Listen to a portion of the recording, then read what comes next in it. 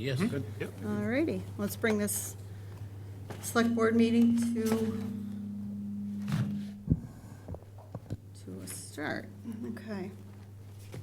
Good evening. Today is Monday, June 3rd, 2024. This is a select board meeting. The time is currently 6:30. And we are here in our chambers, and it's a beautiful day. We had a successful graduation, and I'd like to bring this meeting into order. Do I have a second? Second? Motion been made and duly seconded. Roll call is in order. Ms. Fidler? Aye. Mr. Darcy? Aye. Mr. Kelly? Aye. Unanimous vote to open the select board meeting for Monday, June 3rd, 2024. Meeting in order. Okay. I'd like you all to join us with a pledge of allegiance. I pledge Allegiance to the flag of the United States of America and to the republic for which it stands, one nation, under God, indivisible, with liberty and justice for all. Thank you. I'd like to remind you that we have MCM here this evening, and they are taking care of our audio and our video. I'd also like to share with you a couple of things that I was privileged to attend, and that was our Marshfield graduation. It was a lovely day. It was absolutely head above last year's weather. And last year, we came home, and I was Soaked. frozen to the bone and soaking wet. So I'd like to commend all our graduates. It was a different thing for us. We were sitting on the opposite side of the field, went off without a hitch, and our superintendent, there was a little bit of a goodbye, farewell to him and his words, and he was so appreciative of the town of Marshfield, and we're going to be seeing him leave very shortly at the end of the school year. So good luck to him, and we'll be looking forward to a new superintendent. I also was at the Marshfield High School Awards Night this week, and that was a different venue for everybody. I had to leave a little early. I started with a coughing thing, but I understand that it went off very well. They did shave off some of the time on it, and I know that the kids were absolutely thrilled to have those checks in hand, so it's another nice thing that the community does and all of our sponsors, so I'd like to just bring attention to that as well. I also last week had the privilege to go to the internship program that the town does, and Michael, maybe you can share a little bit about how that impacts the town, because there were several kids that were there and they had fabulous displays and projects. So It is, thank you, Madam Chair, it is a great collaboration with the town and the chamber. Town government's a great learning experience for so many of our young men and women, and through Danielle's efforts, we partner up, we have people help out, whether at the police station, whether here, working in IT, assisting people. We'll have people this year, this summer. We also have an intern that will be working, 2 interns that will be working in the town accountant's office. So those are just really great opportunities to be able to work in a real office setting, and it gives the kids firsthand of what it's like to be an adult, working 9 to 5, as the song says, except it's actually 8 to 4, but. yeah. So it is a great experience for all of them. It is. There were a All of lot. the kids that go through it really love it. Yeah, they were just beaming from when you heard them tell their stories, so that was excellent. So other than that, if you wouldn't mind heading right into our town administrator's report, that would be great. Absolutely. Thank you. Great, thank you, Madam Chair. Had my weekly call into WATD to discuss current issues and review the Select Board agenda. Had a conference call with Superintendent Tom Hickey regarding South Shore Regional Vocational Technical School Building Project. We also discussed the district-wide ballot question. It's slated for January of 2025. Participated in the Select Board meeting and Select Board executive session that week. Participated in a meeting with Sean Strobel, our treasurer, and Lynn Fitterell regarding indirects. Sean explained how the offsets work on both sides, and the option to adopt with the DPW a more realistic approach to dealing with indirects by a simple percentage, like so many of the other towns in the Commonwealth do. Chaired my monthly department head meeting. A number of topics were discussed, including the upcoming special town meeting, joint meeting of the advisory board and select board to review the warrant on June 10th. Joint meeting will be held in the select board chamber. Department heads are expected at both the special town meeting and joint meeting. Also, at the department head meeting, we discussed end-of-year closeout, accruals, and Memorial Day events. Had a meeting with Liz Inju and Michael Seal from Conservation regarding ponds and lakes in Marshfield. Participated in a meeting with Tyler Martina and his family regarding some conservation issues with his property. Had a meeting with Fred Russell and Tremco, our roof consultant and installer, regarding our restoration project, getting ready for the special town meeting on June 24th. Attended the school committee meeting with Fred Russell, our facility director, Matt Parent, our energy consultant, and Tremco, our roofing consultant.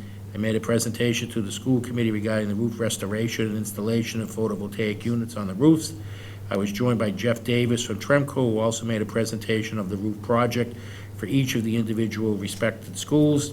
Following the presentation, we answered questions from the school committee and the residents in attendance. Participated with our Labor Council, John Clifford, in Labor Relations hearing at Department of Labor Relations regarding Marshfield Fire Department Union. Had a meeting with Sean Strobel and Meg LeMay and Sean Patterson regarding some DPW issues, including capital projects and year-end closeouts for that department. Participated in a meeting with Karen and Lisa, our veterans agents, regarding Memorial Day activities scheduled for our residents and veterans to be properly recognized. Had a meeting with Nancy Pareca from the ZBA regarding a few issues that needed to be resolved. Participated in the aggregate electric bid regarding new rates.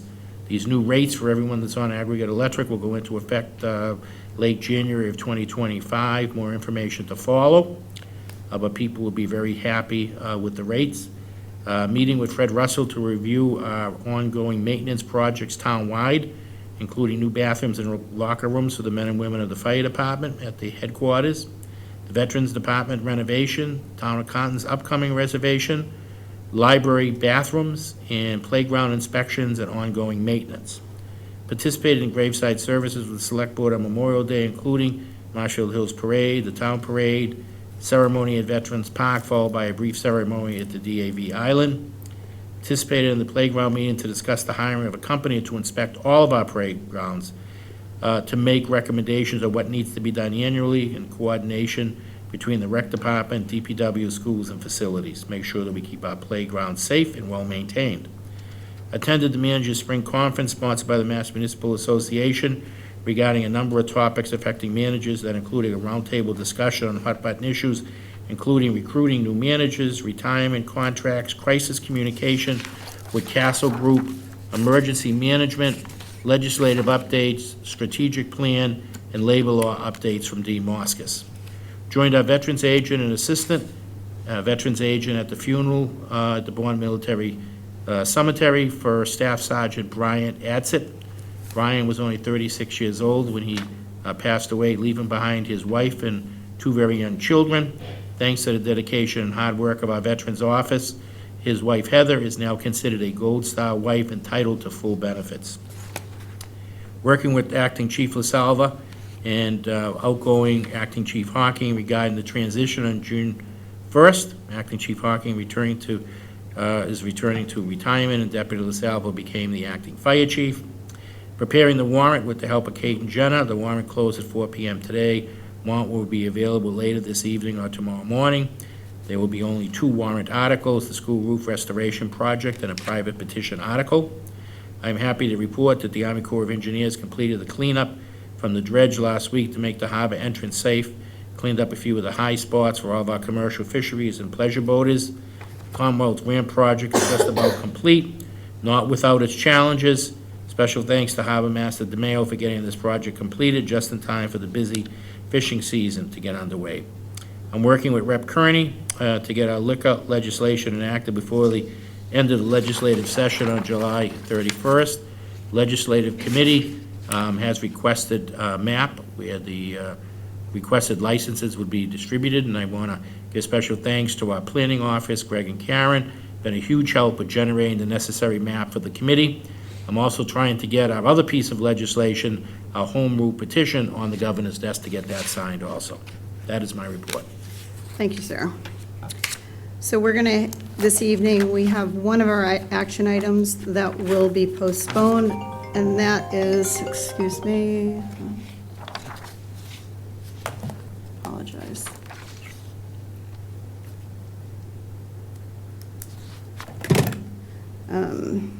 That will be number 5 on our action items, And number 10. and number 10. Okay. Those are both postponed, correct? That is correct, Madam Chair. Okay, They couldn't get the necessary information to us on time. okay.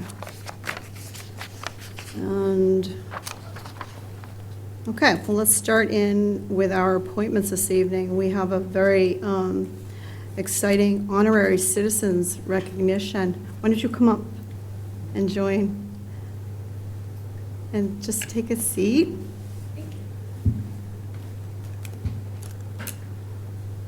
Okay. So just introduce yourself for the record. All right. Hello, everyone. My name is Dua. I'm an exchange student here in Marshfield, Massachusetts, and I was one of the lucky students to get the fully funded scholarship that is the Kennedy Lugar Youth Exchange and Study Scholarship. It's a fully funded scholarship by the Department of State, and it was created after 9/11 to just like with countries with primarily a Muslim population, to just show other kids that we're not harmful and that we're good, and just increase good relationships between countries. Today, I just want to tell you guys that I'm extremely grateful, first of all, for the community, for Marshfield, for making it feel like it's home, for the warm welcoming. I feel like I belong here.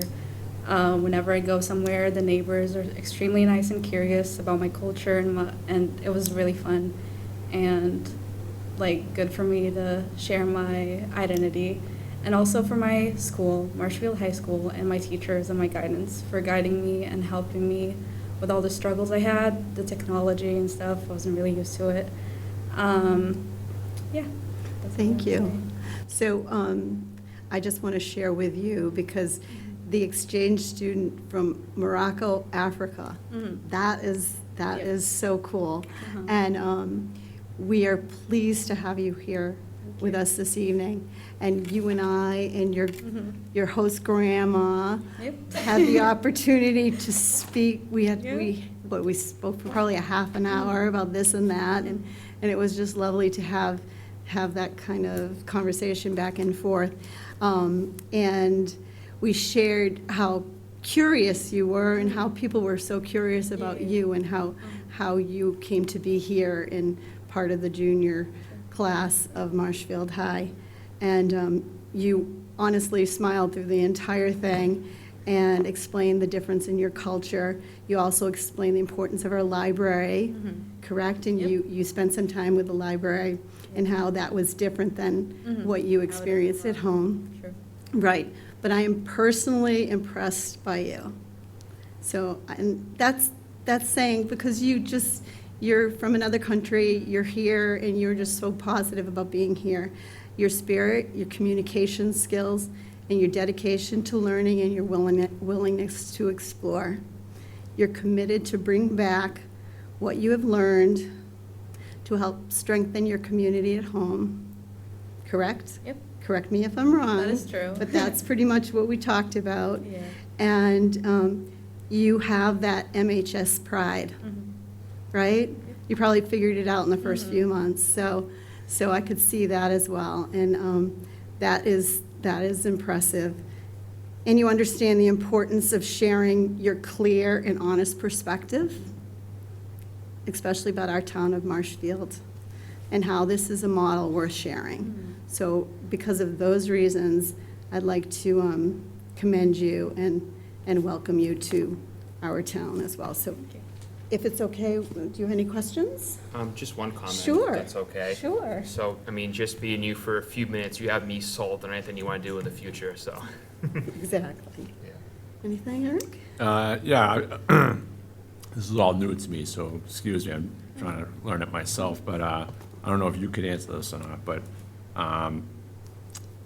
how were you chosen as the honorary citizen? I mean, were there other students, other foreign exchange students here, or, I mean, how were you chosen?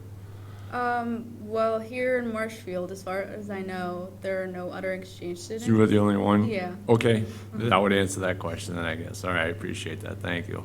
So you were a Kennedy Lugar Scholarship winner, and that's very impressive, based on my understanding and what I was able to read about it.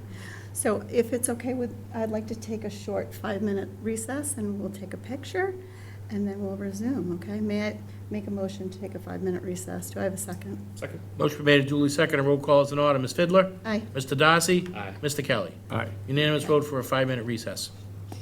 Do we want to make a motion to do this certificate? Do I Just need to a be motion? safe. Yeah, okay, all right, then I'll have to we gotta So Back reopen. up. we open, yeah. Yep, I'll reopen this meeting at 6:46. Do I have a second? Second. Motion made and duly seconded. Roll call is in order. Ms. Fidler? Aye. Mr. Darcy? Aye. Mr. Kelly? aye. Unanimous vote to reopen. Okay, so the board moves to make Dua Naji Yep. of Morocco an honorary citizen of Marshfield. Do I have a second? Second. Motion been made and duly seconded. Roll call is in order. Ms. Fidler? Aye. Mr. Darcy? Aye. Mr. Kelly? Aye. Unanimous vote to make Douay Naji of Morocco an honorary citizen of the town of Marshfield. Excellent.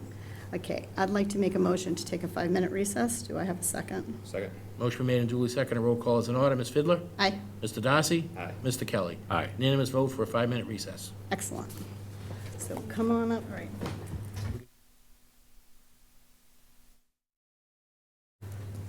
Our select board hearing at 6:49. Do I have a second? Second. Motion made and duly seconded. Roll call is in order. Ms. Fidler? Aye. Mr. Darcy? Aye. Mr. Kelly? Aye. Unanimous vote to resume our meeting for June 3rd. Okay. 6:35 was a recognition of Marshfield High School graduating class, which I mentioned in my remarks. However, I'd like to draw attention to our valedictorian, Rachel Ruminaire, whose brother was also number 2.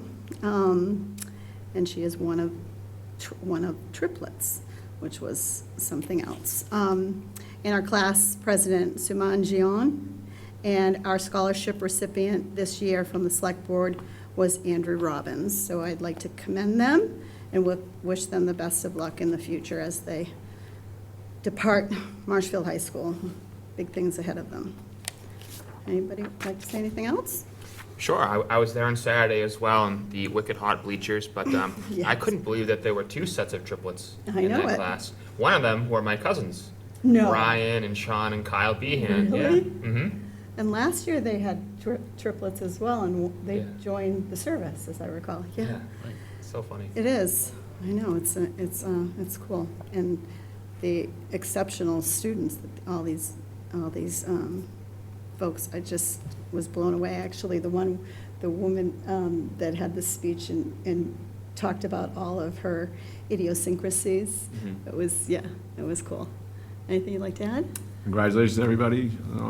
It sounds like a wonderful day, and wish them well going forward in the future.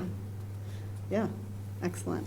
Okay, and it is currently 6:51, so we have our update from our town planner on beach nourishment. Hello, Greg Guimon.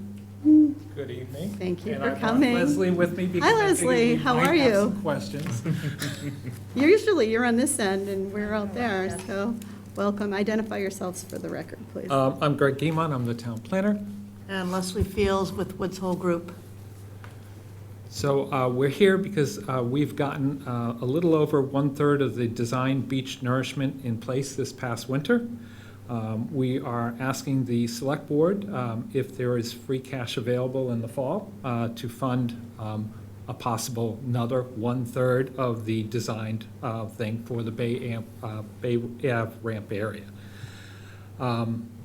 And this would give additional protection to the seawall, the homes, the town infrastructure along Bay Ave, and would also increase access to the beach for the residents, which last week I sent you guys a photo that Michael had forwarded to you. It was nice to actually have some beach for people to sit on. It's usually 3 hours before and 3 hours after high tide, and that was 20 minutes before high tide. So with that, Leslie had a quick presentation to run through to give you the details again, and we would be able to answer any questions. All right, thank you. Yours. Yep. Who's controlling the slides? The man in the booth. Next slide, please. Okay, this just lists the project goals. I'm sure you guys know this, but, the goals of the project are to protect public and private properties from storm damage, protect the existing seawalls that you've invested in, minimize wave overtopping during storms, restore the recreational beach, as Greg was talking about, and as well as the coastal ecosystem. Next slide. So I just wanted to show you a couple of details about the project that we did last winter. We were in construction between December 26th and February 23rd, so for 9 weeks.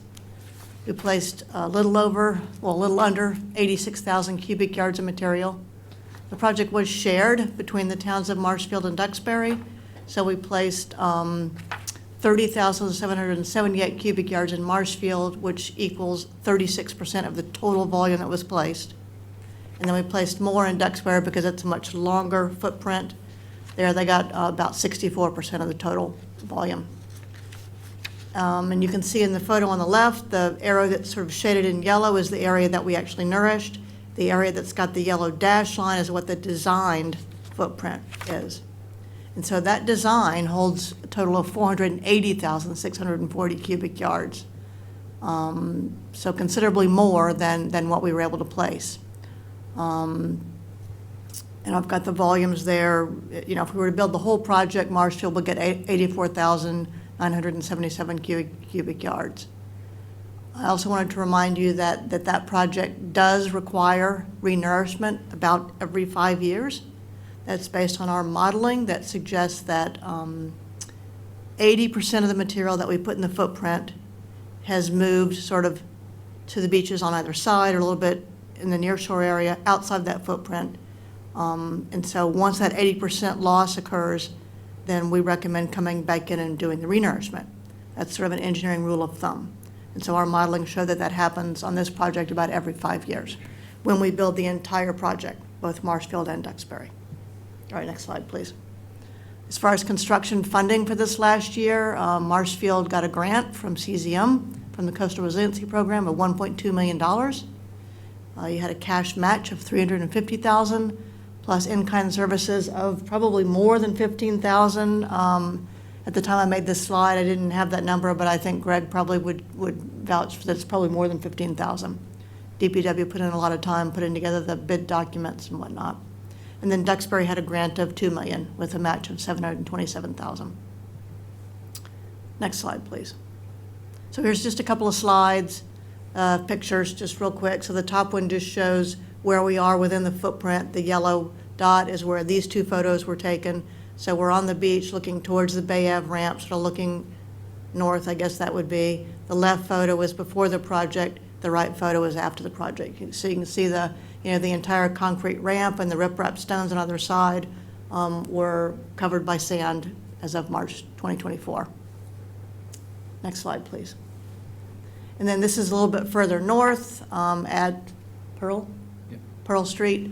And so looking south, and again, the left photo is before the nourishment and the right photo is after. And so you can see quite a bit of those riprap stones are covered, and the beach is quite a bit wider than it was when we started.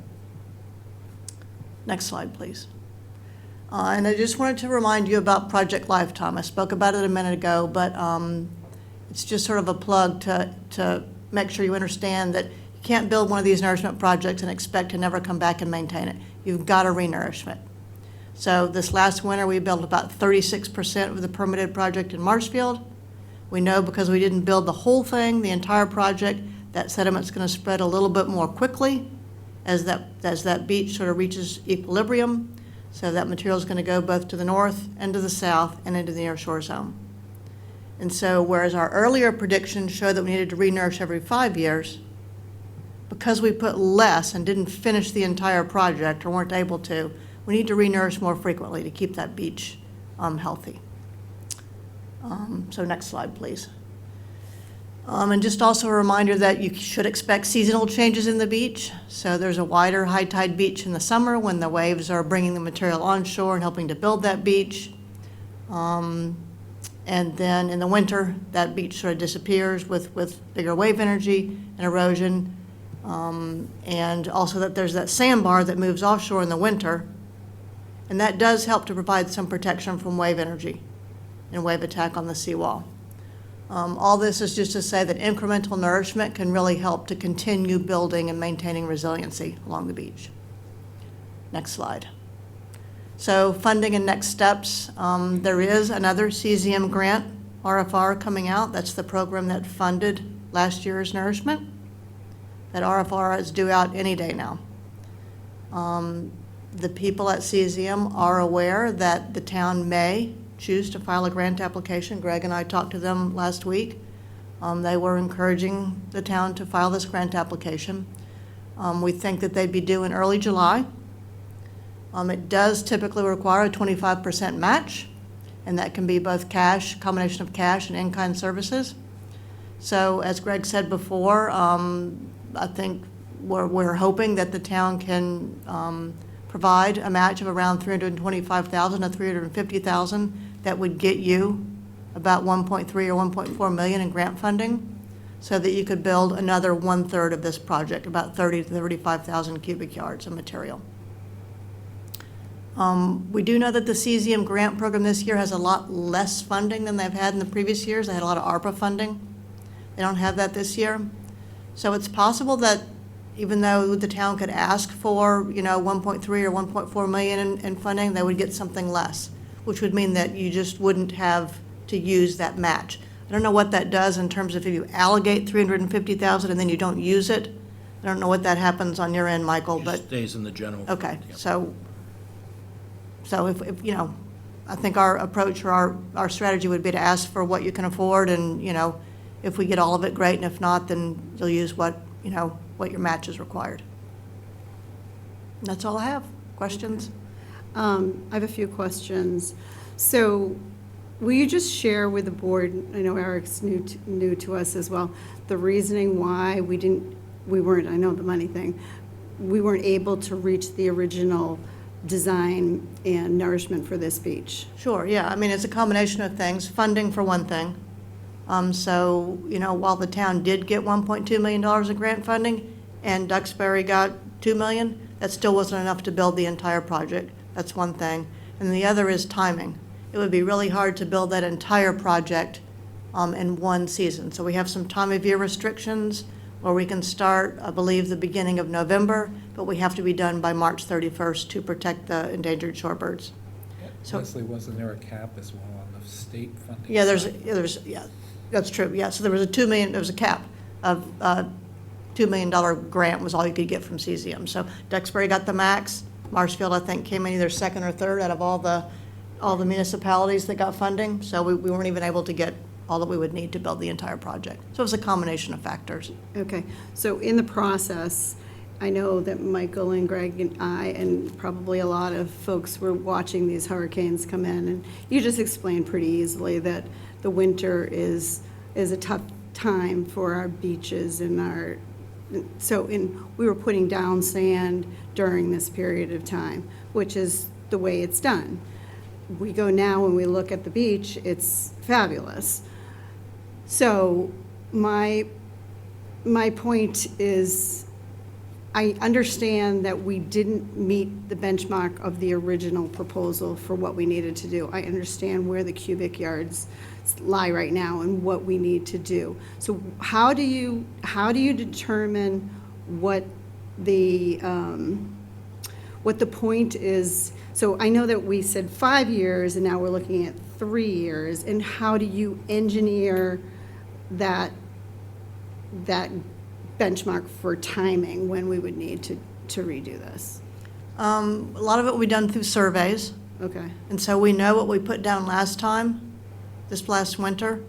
And so from an engineering rule of thumb, like I said, is when 80% of that material is moved outside the footprint. So we could take surveys and we could measure that and make a recommendation. I think at this point, though, we're just recommending, since you didn't really meet that original design or weren't able to build it, that it makes sense to go ahead and file for a grant and try to put in more material at this point. All right, We're also limited to when you can put material on the beach. right, so you have that The window, winter is November the to only March 31st. opportunity, unfortunately, which is also the toughest time. Yeah. Right, I think one other thing I'd add about the problem of putting it down during the winter when it's storm season is that if we had we had a terrific contractor, honestly. Sumco was terrific. If we had known they could build that beach in 9 weeks, I think we might have started later. We would have missed, we had 3 back-to-back big storms in this winter during the beginning part of our project. And so I think if we had known or had some confidence that they could have built that project in 9 weeks, we might have started a little bit later. so just before I get to the board members, I'd like to, just because Michael, you were in on every single day and every single part of this project as we started. It was before my time. So can you just share before the board? Sure, Madam Chair, and it's, correct me if I get anything wrong, but, you know, what's significant about this, even though we had those 3 storms, and people were very concerned because, you know, they were rushing, you know, either getting the sand out there. This is a great illustration of what it looked Right. like when they were putting the sand out there and how high it come up, but it's still doing its job. Even though you can't see it, the sand is out there. And when the sand first went down, it was slightly different color, so you could go out there and see it interspersed along the beach area. But now, even though we only did about a third of the original design project on the Marshfield side, it's made significant inroads, especially when you go down on a day like today and you're able to be out on the beach 15 minutes before high tide, where before it was coming right up to the seawall. So we're getting that back. The other thing is, as the sand goes down, it does raise the seabed, which then helps to slow some of the turbulence of the waves. And, you know, if we can go and do another third, that would be like almost 60-something% of the original project. That's why, you know, if we can afford it and we do it, now's the time to do it. And it's also one of those things that the state wants communities, especially communities like Marshfield, like Duxbury, you know, communities that have seawalls, to be doing the beach nourishment, because the beach nourishment does act as a safety for the seawall. So the state does invest a significant amount of money, our taxpayers do, and this is just another way to leverage that investment, you know, protecting and armoring up, you know, our coastal area. So do you have anything to add as far as this grant? I think, you know, if we have free cash, we move forward. We're gonna have to just make a decision and do it, not knowing if we have free cash, because we have to get the application in. Okay. Thank you for that input. Go ahead, Steve. Sure. Thank you. Could you talk about how you decide where to conduct the beach nourishment? Because I know that you guys have been really good about this, but I've read about other communities where they pick a bad spot for beach nourishment and it almost immediately gets washed away. We did some studies of, you know, where to put the sand initially when we were doing the conceptual designs. And in Marshfield, we really just, we started at the southern boundary because we're connected to Duxbury, so we started there. And we went as far north as we thought we should or could, I guess according to the modeling, to minimize northerly transport that could potentially adversely impact shoaling inside Green Harbor. And there's some sensitive rocky intertidal shore resources and habitat right sort of south of the jetty. And so we don't want to smother those. So, you know, we went as far north as we felt we could without having those adverse impacts. We also, because it took us several years to get all the permitting in place, et cetera, we needed signed easements from the property owners. There were other beaches that we had looked at. We are permitted to place sand at the Wrexham Town Beach and also the not Webster Street, the Winslow Ave section, which is Cobble Beach, which is town-owned. We did not get all the residents from Sunrise and Fieldston to get signatures, because that was another area that was located, identified by Woods Hole Group that could support the beach nourishment. And then there were several areas in town that the material wasn't going to last if we put it in those areas. Yeah, I Thank mean, you. maybe that's a better answer to your question, is that we did look at a lot of areas along the shoreline and found that they weren't suitable for beach nourishment. Yeah, So thank you for pointing that out. yeah. So before I ask my other select board member, so will the permitting itself be, is there a period where there's a deadline for the permitting? And do you have to start that up again? Your permits are good for a little while. The core permit is good for 10 years. Actually, the core permit is due for only 5 years, but there's sort of a range of permit deadlines or permit expiration dates. The shortest one is with the Conservation Commission. At Woods Hole Group, we track all these for our clients, so as that deadline's approaching, we're going to reach out to the town and say, hey, do you want us to extend this, refile, things like that. So we track those for you. And the easements are okay in this stretch? Easements are Is that correct? good, yes, yeah. Okay, And then one more question, if that's okay. yeah, go ahead. Could you talk about the grade of sediment that you need for the sand to do beach nourishment and what the common sources are, the best sources are for it? Sure. For this area, well, for any beach that we nourish, we're required to nourish with compatible material, so similar to what's there now. What you have on these beaches is a mixture of sand, gravel, and then cobble, like about as big as your fist. And so we were required to quantify those different mixtures and percentages and find a source that met those specifications. In this case, we found a source in Plymouth that was a mixture, an upland source, development site, that was a mixture of sand and gravel, and then we supplemented that with additional gravel and cobble from another upland site. Thank you. Yeah. Okay, thank you. Art, do you have any questions? I do. Where is the sand coming from? We don't know yet. So if we get the grant, we'll have to release an RFR, or our invitation to bid, and the contractor will have to demonstrate that they have sourced material that meets the specs for the project. Where did the sand come from that you just put down? Plymouth? Plymouth? Whereabouts in Plymouth?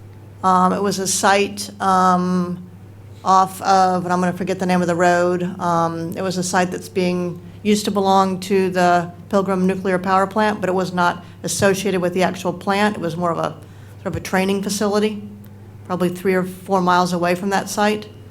We did testing on the material to find out that it was not contaminated with any sort of radioactive isotopes. And so that material was mined from that site and used for the beach. That's interesting. On the renourishment, when you say that it's going to be renourished, it's going to be maintenance over a period of time. What is that renourishment going to consist of? Is that going to be consisted of trucking it in, or are we going to try and whatever's been washing away, you're going to try and reclaim it from the seafloor? How are we doing that? It would involve trucking the material in. We have looked at, in the past, trying to use the material that's dredged from Green Harbor, because what they do with that material is they dredge it and they dump it at a near-shore site off the beach. We have tried to work with the Corps over the number of years to try to get that material up on the beach, but have really hit roadblocks and found that it's just not possible. It's more costly. The Corps has a mandate to conduct the least costly alternative for dredging that federal navigation channel. Does it make sense to keep trucking in material like sand instead of trying to reuse what we have in the area? I mean, all you're doing, especially when you're saying you're washing away, you're just washing into the ocean. And so I guess on top of that question is, what projects have you put in to try and retain that sand from washing away? To answer your first question, it sort of relates to what Michael was saying, is that even though some of the material has gone into the nearshore zone, that's still providing protection for the beach, because as those waves come in, they start to feel, because it's shallower, it causes the bigger waves to break sooner. They're not breaking on the beach or on the seawall anymore, they're breaking a little bit further seaward. So it is providing a protection. So we have not asked for a permit, nor will we recommend that you ask for a permit to dredge that material because it would reduce the level of protection that's provided by that material in the near shore. I'll join Yeah. that first one. Eric, and so the, one thing else to keep in mind, the state CZM has about 5 years before they come with offshore sites to dredge.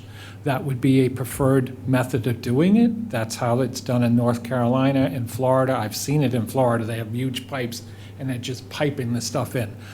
Until the state gets there with the permitting, we don't have that option. The only option we have right now is to bring the material in by truck. All right, I get what you're saying, Mr. Guimont and Ms. Fields, between you. I think it's insane. It just shows the problem with government these days.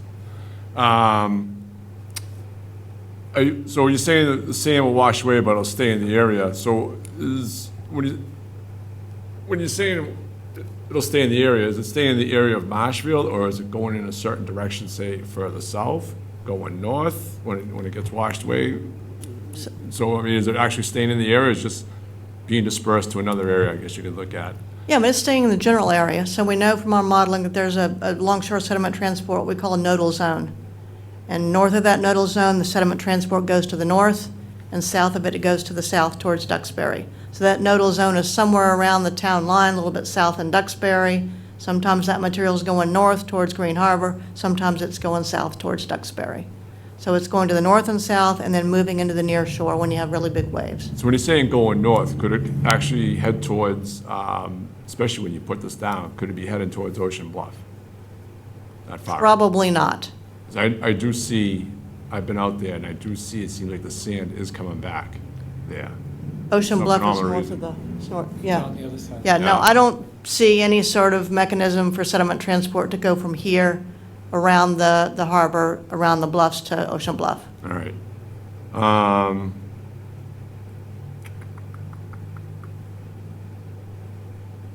I guess it's hard to say, you mentioned on one of the pictures that the beach change, especially during the winter for a sand, and may create a sandbar somewhere out there and all that. I Yeah. mean, is that too early to say, or is that a highly possibility that a sandbar will be created on the waters further out, I would imagine? I mean, that's generally how beaches work, so, I mean, yeah, I would expect some of this material during the winter to be eroded from the beach and moved into the near shore area to form a sandbar. Is there a sandbar out there now somewhere? There is, Was, yeah. There Yeah. is. yeah. Okay. And it was very, while they were putting in the material, you could see Yeah. the sandbar forming offshore this past winter. Okay.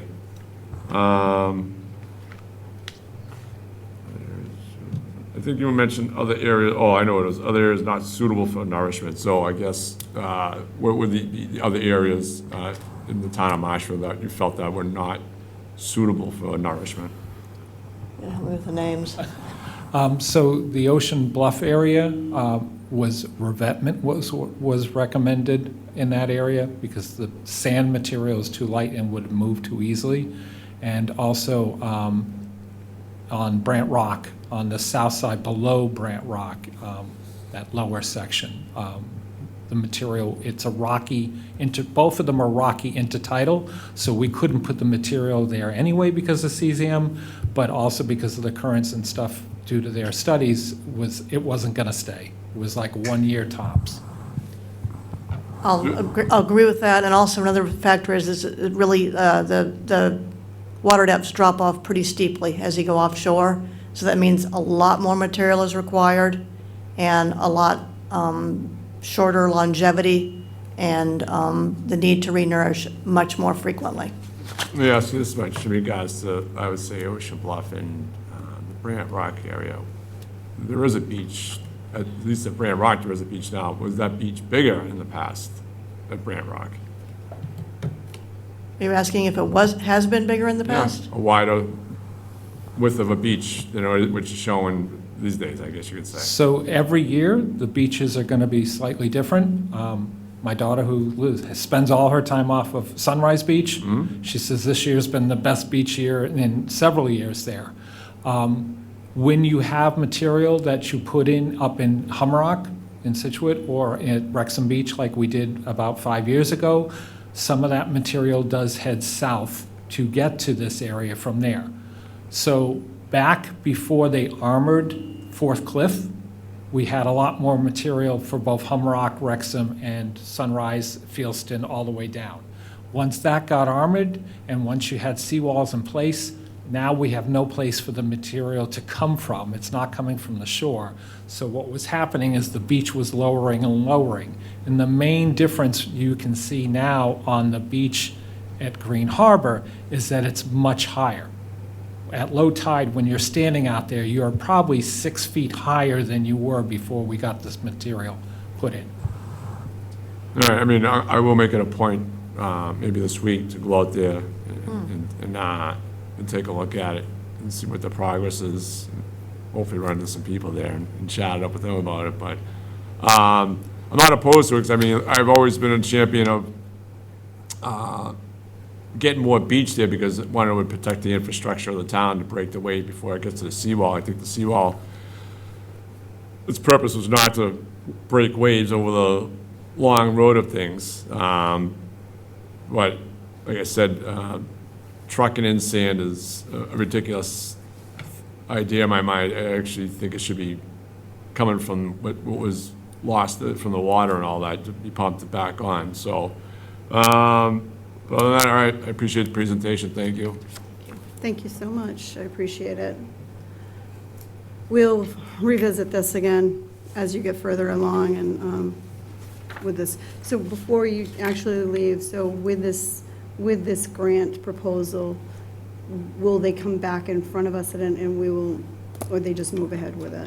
They'll move ahead. Okay, very So good. we're at a stage, and I started, Madam Chair, if I may. Sure. So the application, I think, is due sometime in July, so they'll have to get the application in. Okay. We'll have to hope that we have free cash to be able to cover it. Okay, And, worst case scenario, if we don't, they'll be mad at us. We don't get the grant, but, Well, hopefully things hopefully you will work will. out. Yeah. okay. Yes, So typically, when we file the grant applications, we need some sort of letter from Michael saying that the cash has been allocated. Yep. okay, So that would be needed sometime by early July. okay. Thank you. Thank you so much. Thank you.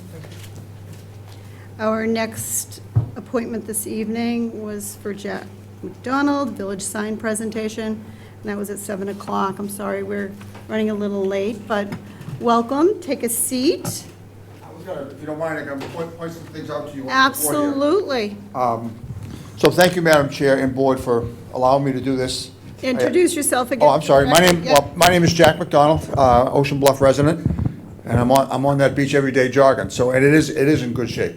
So, okay, next slide. You go back one. Did we miss one? Okay, that's an old one. That's okay. Go to the next one.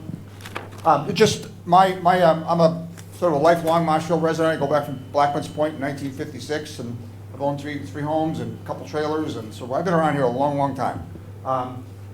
You all know what this is. I'm going to refer to this seal in a bit. Next slide, please. In my retired days, I'm an Uber driver, so I get around to town, and you'll notice in Boston all the village signs that they have in Boston, and even one of them has a village within a village. Those of you that know Dorchester, Adams Village, Fields Corner, so on and so forth. Next slide, please. This was Plymouth. Notice the different seal that the one from Boston. Next slide, please. Okay, in Plymouth, in my Ubering, you'll see there's a village sign for West Plymouth, a village sign for Manomet, and a little bit of merchandise possibilities with those village signs, which we'll talk about in the next. Next slide, please. Here we go. Marshfield. Next slide, please. And here's a little samples of what we can do, and there are two samples in here that I want you to look at. One is the name of the town and the names of the incorporated of the town, and someone told me 1898 was Humrock, so I believed them and put it in there, but all this is draft.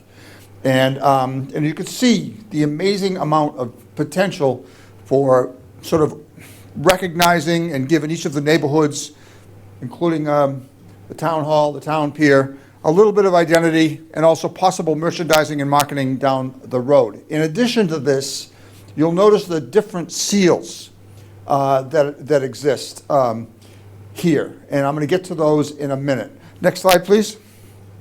Okay, and here we have even more potential villages, and I didn't know about Ken Park till my last visit here, and Silver Pines and the Acres, and who knows, we heard about Southport tonight. And, but the seal is what might be a good thing to do in replacing of the mast seal, which Mike, I think, mentioned that's sort of almost not allowed anyway, that's already under. So, but this, I think, is the official seal. I am not sure how Green Harbor and Wrexham made the cut and the rest of the villages did not, but that's a town decision. But we can easily take and make the Ocean Bluff sign with an Ocean Bluff name and so on and so forth. I think I put Damon's Point on this one. Next slide, please. And here you go, a little bit of a photoshopping here, entering Brant Rock, and the potential for sponsorship and or donors to pay for these signs.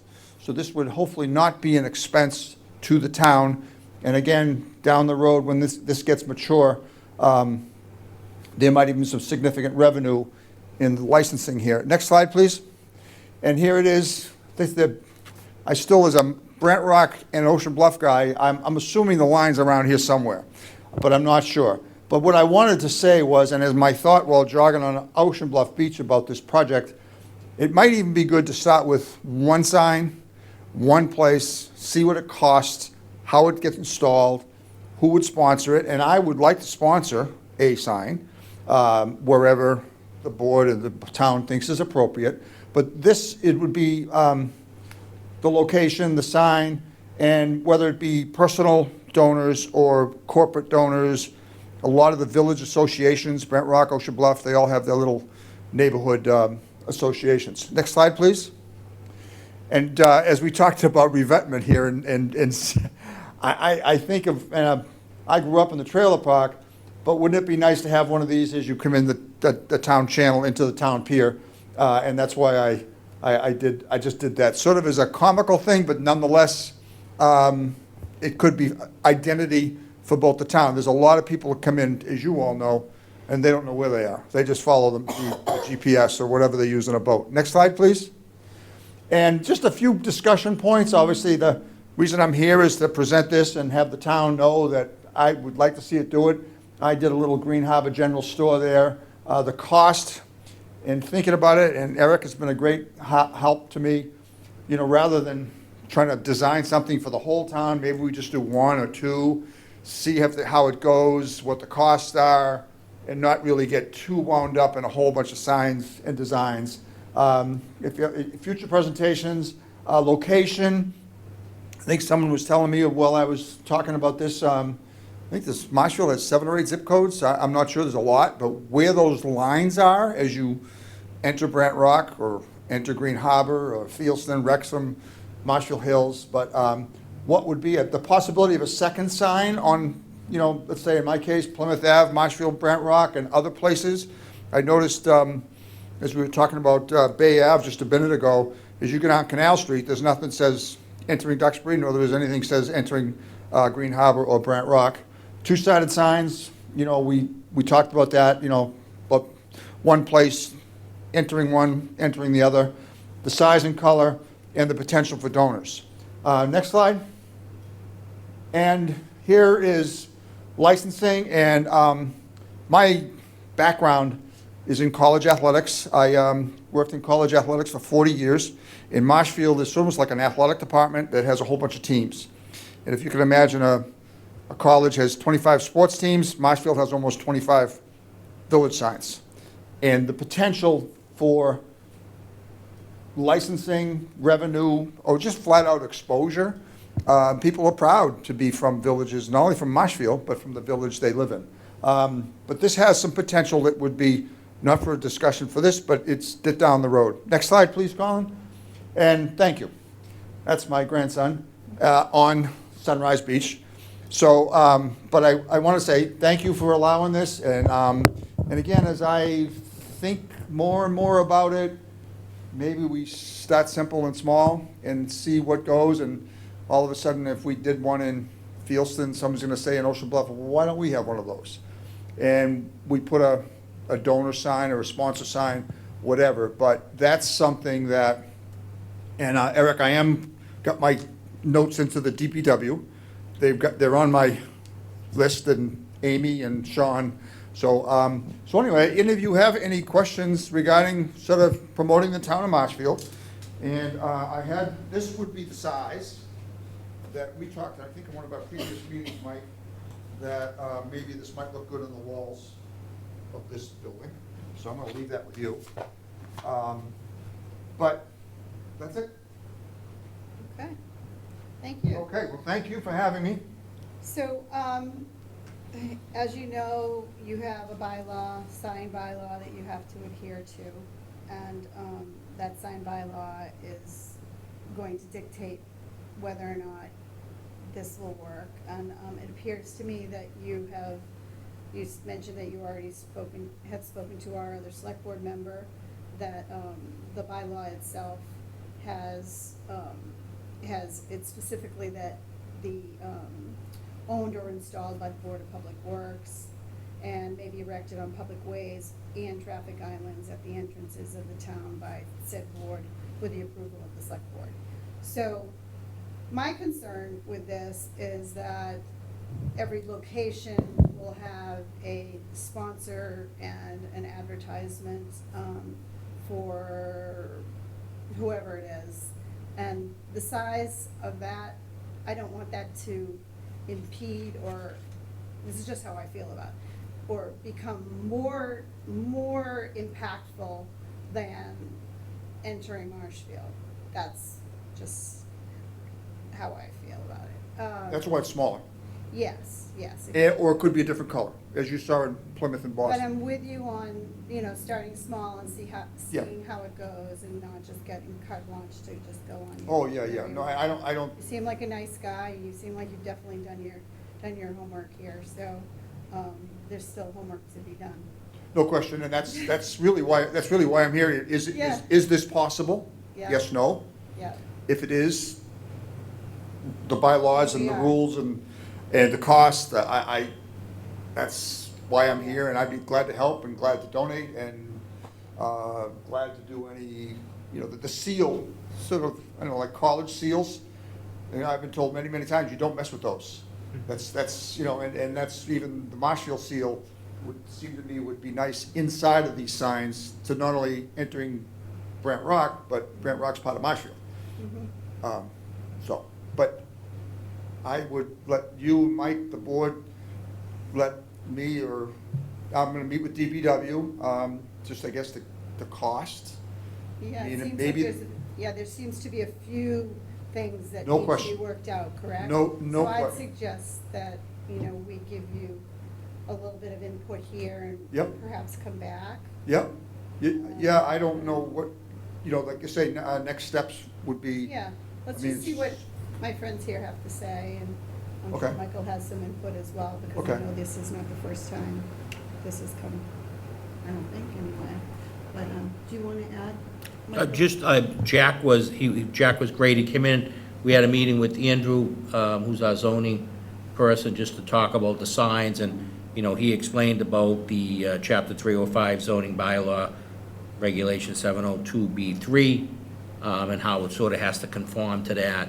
When we get into what the sign said about the DPW would have to install the signs and sort of take possession of them, things like that. And, it's really gonna be up to the board and what kind of need there's gonna be and the cost. I mean, a lot of this, there may be people, Jack has it designed so there's a very small nameplate, so if someone wants to pay for the whole thing, they could be done so that there was no cost to the town, Yeah, things like that.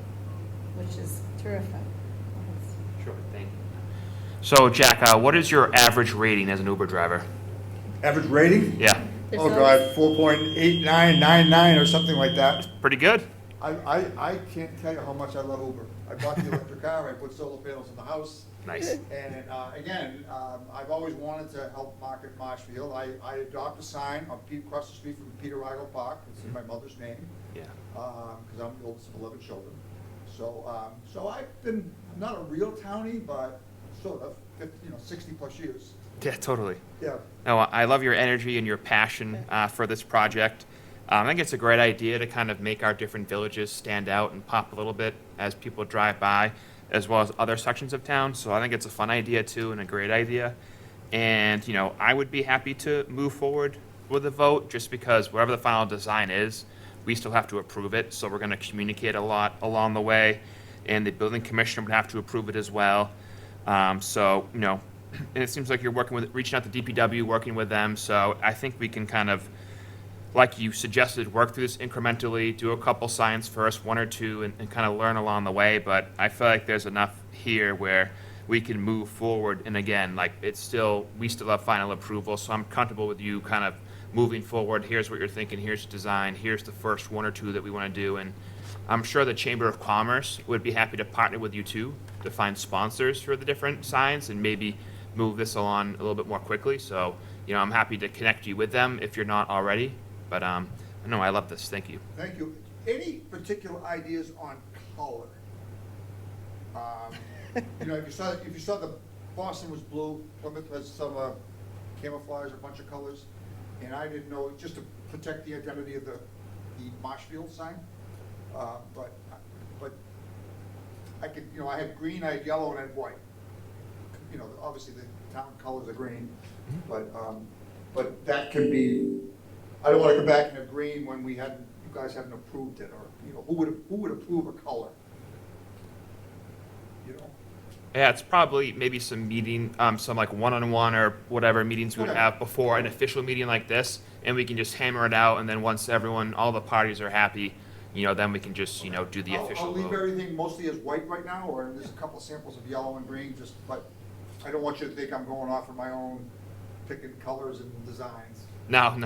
Okay. Didn't get that vibe at all, yeah. Okay, No, I appreciate that, and I would concur yeah. with Steve. So anything you'd like to add? I do, Madam Chairperson. Is this the only sign bylaw we have in regards to this, 305-7.02? I got that from our building commissioner, yes, Mr. Kelly, yep. All right, here's my concerns right here, okay? Welcome to Marshfield signs. Signs which welcome travelers to the town of Marshfield, and which are owned or installed by the Board of Public Works, may be erected on public ways and traffic islands at the entrances of the town by said board. So right there, the language says at the entrances of the town. It doesn't say anywhere in town. So I think, my opinion, would I be correct that we need to change the language on the sign bylaw? Possibly, we could ask town council Okay. for an interpretation, yep. Do we have a bylaw in regards to what Mr. McDonald brought up as village signs? I believe this is the only. You can look. Yeah. Yeah. Okay. I believe. So I think maybe we don't look into. Well, we have this is B3, so the 702, I'm just kind of, so I'm sure there's 702A, B, and perhaps it goes on. I don't have. Yeah, I mean, I looked at the rest of it, I didn't see anything, but I'm just asking. Yeah. Mike kind of has a good get it, idea what yeah. everything is on I here. don't have the rest of the bylaw. So, I mean, my suggestion would be is create a bylaw for village signs, I guess if you would call it. And maybe this section right here needs to be changed regarding signs being at the entrances. Or maybe you don't have to change it, but create a village bylaw. And I think that might suffice, depending on what town council says. I mean, like I told you, Jack, I'm all for it. The whole thing is that No, it does your points are excellent. it does need, it needs further discussion, especially what was brought up in the colors. We need to all agree on, Yeah, we're good. on the color of the sign and all that and everything. I'll tell you, where I'm on with the town sale is stay with the state sale. That'll be my opinion. There was an issue Mike had mentioned to me about the state seal. That's why Right. Is it required to be a state sale? No, you can't, you shouldn't use the state seal, especially if they're At a gonna local market level? it, so use the town of Marshfield seal. Okay, all right, okay. excuse me, the same topic, in my Uber world, you'll look at towns entering Pembroke, Marshfield, Quincy, Weymouth, Braintree. A lot of people are washing out the seal. They're covering it totally. I Yeah, have no idea why. Yeah, I think we all know why. It's just, it's probably But because of an anyway, Indian figure on it. This, Um, the seal will be really your call. If Mr. Maresco is correct and there's laws on it or whatever else like that that require the town seal to be on it, then that can be further looked into and discussed. The other one is, like I discussed with you, is location. Each location of where these signs are going, because I know we have our safety officer here, and the whole thing is that placement of the signs is going to be important between not obstructing view and then not putting it somewhere where a resident's going to be all up in arms or Totally, yeah, like you're that. absolutely right. I think that size right there you got, because I know it says a maximum of 24 square feet. I think that size right there, I like that. That's a great one. It came out of a meeting, we were using that as a sample when we're, Yeah. couple No, months I ago. think Yep. in all around, that works. And I think it's on a different level, and that's the licensing of the town's name in seal. I think would that be two different things, to be honest, between the sign Yes. and the license at the Yes. end of it? yes. Definitely. So I think that would have to be brought up as two separate items and all that and It would everything. probably be a phase 2. So, I mean, let's put it this way. I think you could do a trial run, right, on your own, in regards to the sign, different colors and all that, and then, discuss it with some boards, but not to plant it anywhere, but put it someplace where it looks good, and then take a picture of it, and all that and everything. And that's a good suggestion. I actually thought of it. I'm on Plymouth Ave near the fire station, which is sort of near the border of the two villages. Yep. So, if that's what it would take to put one up in my front yard, entering in one and leaving the other, or entering Marshfield, entering Ocean Bluff, entering Grand Rock. Well, I'm not saying keep it up, 'cause I think the sign bylaws in regards to that, but to create Yeah. one and then, maybe somebody hold it, you could take a picture, and then generally get an idea what it looks like and all that and everything. As I'm talking with the DPW, and I assume they'd be the ones that would put this sign together and install it, we just go ahead and make one double-sided, Ocean Yep. Bluff, Brant Rock. And before we put it in the ground, to present it to you guys, to the board, excuse me. And, Yeah, like I said, location's gonna be an important one for me. I'd like to know Well, where each one's going. well, and and all there that. might be a I neighbor. don't wanna upset anybody, so that's why. Yeah, no, that meeting I was at last time when there was a wire crossing someone's yard, I said that could exactly the same thing happen in a sign like this. Yes, yeah, very easily, Yeah. absolutely. I'm all for it, let's put it this way. And cost and all that, I would like to be the first one to step up and purchase a sign, and all that, if that was the case. So, Yeah, I'm all for it, it's just, we gotta work out the details, so. Okay, A so- lot of the details. my marching orders would meet with DPW, maybe come up with either a visual or an actual sample that we could present. I think you've come up, I'm sorry. Yeah, go ahead. Can I interrupt? No, go ahead. Okay, so I think you've come up with a sample. We've talked about the state seal. We've narrowed that down. The color, you're going to move forward on that. We can make a motion for this board to approve it at the entrance to the town, which would give you a couple of points of reference to just have those couple signs. And then when you talk about the villages, that we'll have to speak to. And How there is are the, some locations in Marshfield, we don't have signs. The Bridge Street coming from Situate or Right, Norwell. exactly, that's what I'm thinking. Duck Street to, Yeah. on Canal Street. Yeah. There's a couple of others, maybe, the one on Route 14 going up to the turn. Yeah. There's just a little tiny sign. So we could do that, this size. Right, so what I'm trying to say is I'm comfortable in sticking straight to the black and white of the bylaw and allowing you to proceed as long as you proceed with the details at a later date. So this would be a motion of your requests for welcome signs under this particular bylaw. So we make some from Marshfield So only. it's under this bylaw, is what I'm saying. Yeah, I don't have- Am I I- interpreting that No, I correct? think, Yes. I think what you're trying to say, Do you if see don't mind what me saying, is that take that sign right there Yeah, and create something real, Yeah. Or whatever, however you want to look at it. But it's going to be at, like, the Duxbury, Marshfield, Canal Exactly. Street, right? And then that way we can get a visual. We can get it, we can work towards whatever needs to happen with this actual bylaw 3057.02. This happens to be B3 in the fall.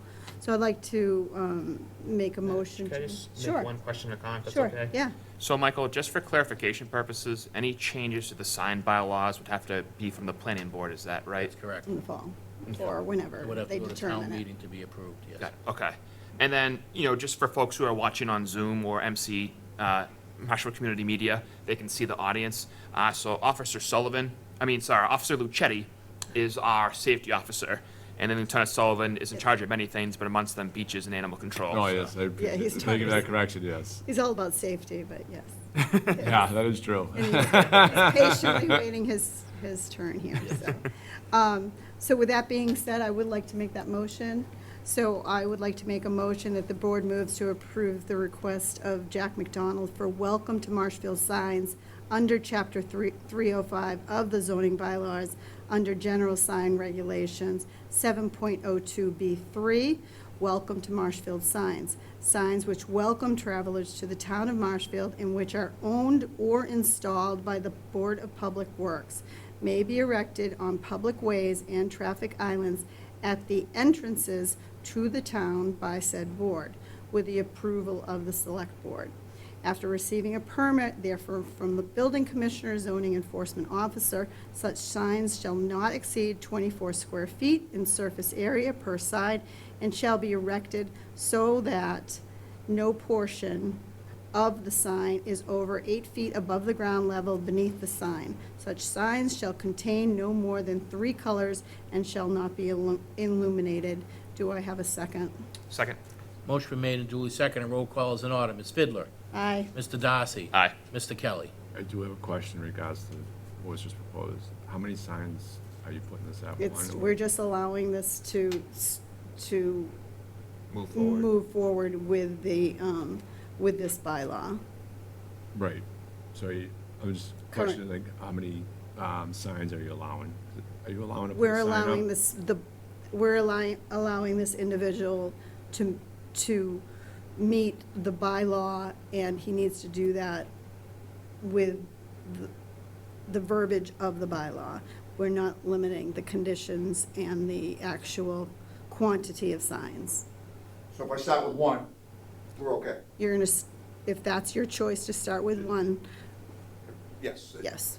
Start with one, everybody likes it, and then we'll go to two. If the board would like me to reread it and change the quantity to one, I'll just make a comment that. Sure. We control the quantity because we have to vote to approve each one. So it's however many we feel comfortable down the road or at the time.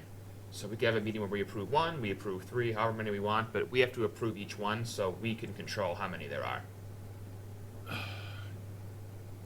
All right, I mean, just for, I see what you're saying, Steve, and I guess just for peace of mind, I would just say put one down for this one, and then we can just, then we can go from there, see how it works out. Would you be all right with that?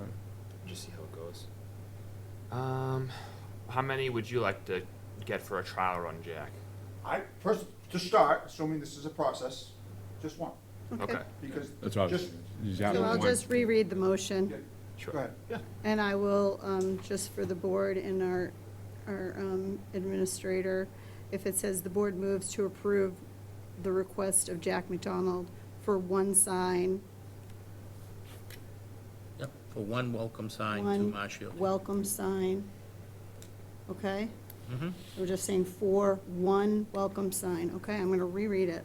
The board moves to approve the request of Jack McDonald for one welcome sign to Marshfield signs under Chapter 305 of the zoning bylaw under general signs regulation 7.02B3, welcome to Marshfield signs. Signs which welcome travelers to the town of Marshfield and which are owned or installed by the Board of Public Works may be erected on public ways and traffic islands at the entrances to the town by said board, with the approval of the select board after receiving a permit, therefore, from the building commissioner. zoning enforcement officer. Such signs shall not exceed 24 square feet in surface area per side and shall be erected so that no portion of the sign is over 8 feet above the ground level beneath the sign. Such signs shall contain no more than 3 colors and shall not be illuminated. Do I have a second? Second. Motion been made and duly seconded. Roll call is in order. Ms. Fidler? Aye. Mr. Darcy? Aye. Mr. Kelly? Aye. Unanimous Thank you, vote for the one welcome to Marshfield signed under 305. Thank you. Thank you We'll very see you much. I soon. really appreciate your time. Appreciate it. Really do. Thank you, Jack. Yes. Having been here for a couple of meetings, very grateful for what you guys do for the people here. All right, Thank you. thank you. So we're going to go to action number 2, so our lieutenant can be part of this process, and Thank you for the intro, Steve. Lieutenant Sullivan with the Police Department. I also oversee the Beach Department, too. We were lucky enough to come in front of you guys a couple of months ago and have 32 of our returning employees rehired, in addition to 16 new employees that we're excited about. With an operation this large, 48 people, in between, things come up. Majority of our workers are college-aged. They get internships they thought they might not get. They get other jobs they thought they might not get, or their hours change. So to fill in the gap, we would like to hire 3 additional people. okay, thank you. Well, unless there's something you'd like to add? No, it happens every Yeah. year, Yeah. like Billy said, kids get an internship or a job somewhere Yeah. else, and so, yeah, Yeah. just 3 fill-ins, yeah. Excellent. All set, Eric? Yeah, just to understand, so what are you saying, like, just new hires to fill a gap? So Yeah, you're so- not adding, like, actually adding staff, you're just replacing what, That's Left. correct. The number's the same. okay, all right, I'm good. Thank you. Okay, the board moves to approve additional seasonal beach staff by hiring the following additional staff: Rachel Murphy, Andrew Braithwaite, and Abigail Dowling. Do I have a second? Second. Motion been made and duly seconded. Roll call is in order. Ms. Fidler? Aye. Mr. Darcy? Aye. Mr. Kelly? All right, Unanimous vote to approve the additional seasonal beach staff as names mentioned. Thank you. Thank you all for your Thank time. I you, appreciate it. Lieutenant. Appreciate it. Okay, we're going to go back to number 1.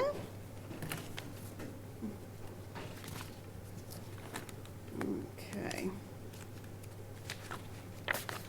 So number 1 is a discussion and vote on the application for temporary liquor license for beer truck at Green Harbor Lobster Pound by Stellwagen Bear Company. Everything seems to be in order.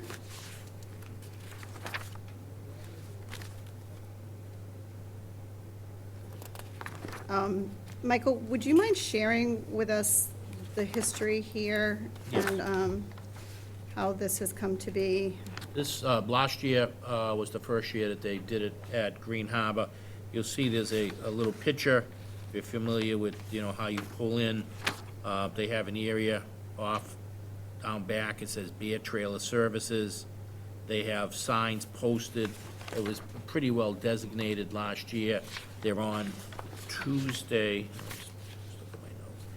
nights with a number of dates, and they do it from like 3 to 8 p.m. And they have everyone that's tips trained that does it. They bring their own beer truck down there to service them. And it Okay. doesn't interfere with the restaurant. It takes up a limited amount of space, so there's still maximization of spaces. And there's also the Green Harbor Lobster Pound offers men and women's bathroom facilities also. Okay. So it has a no beer beyond this point, and I'm not aware of any problems in 2023. Are you aware of anything? No. No. Okay. Okay. Everything seems to be in order. I mean, they have to comply, Yes. Madam Chair, if I may. They need to comply with all the regulations, just like you were serving inside, they serve outside.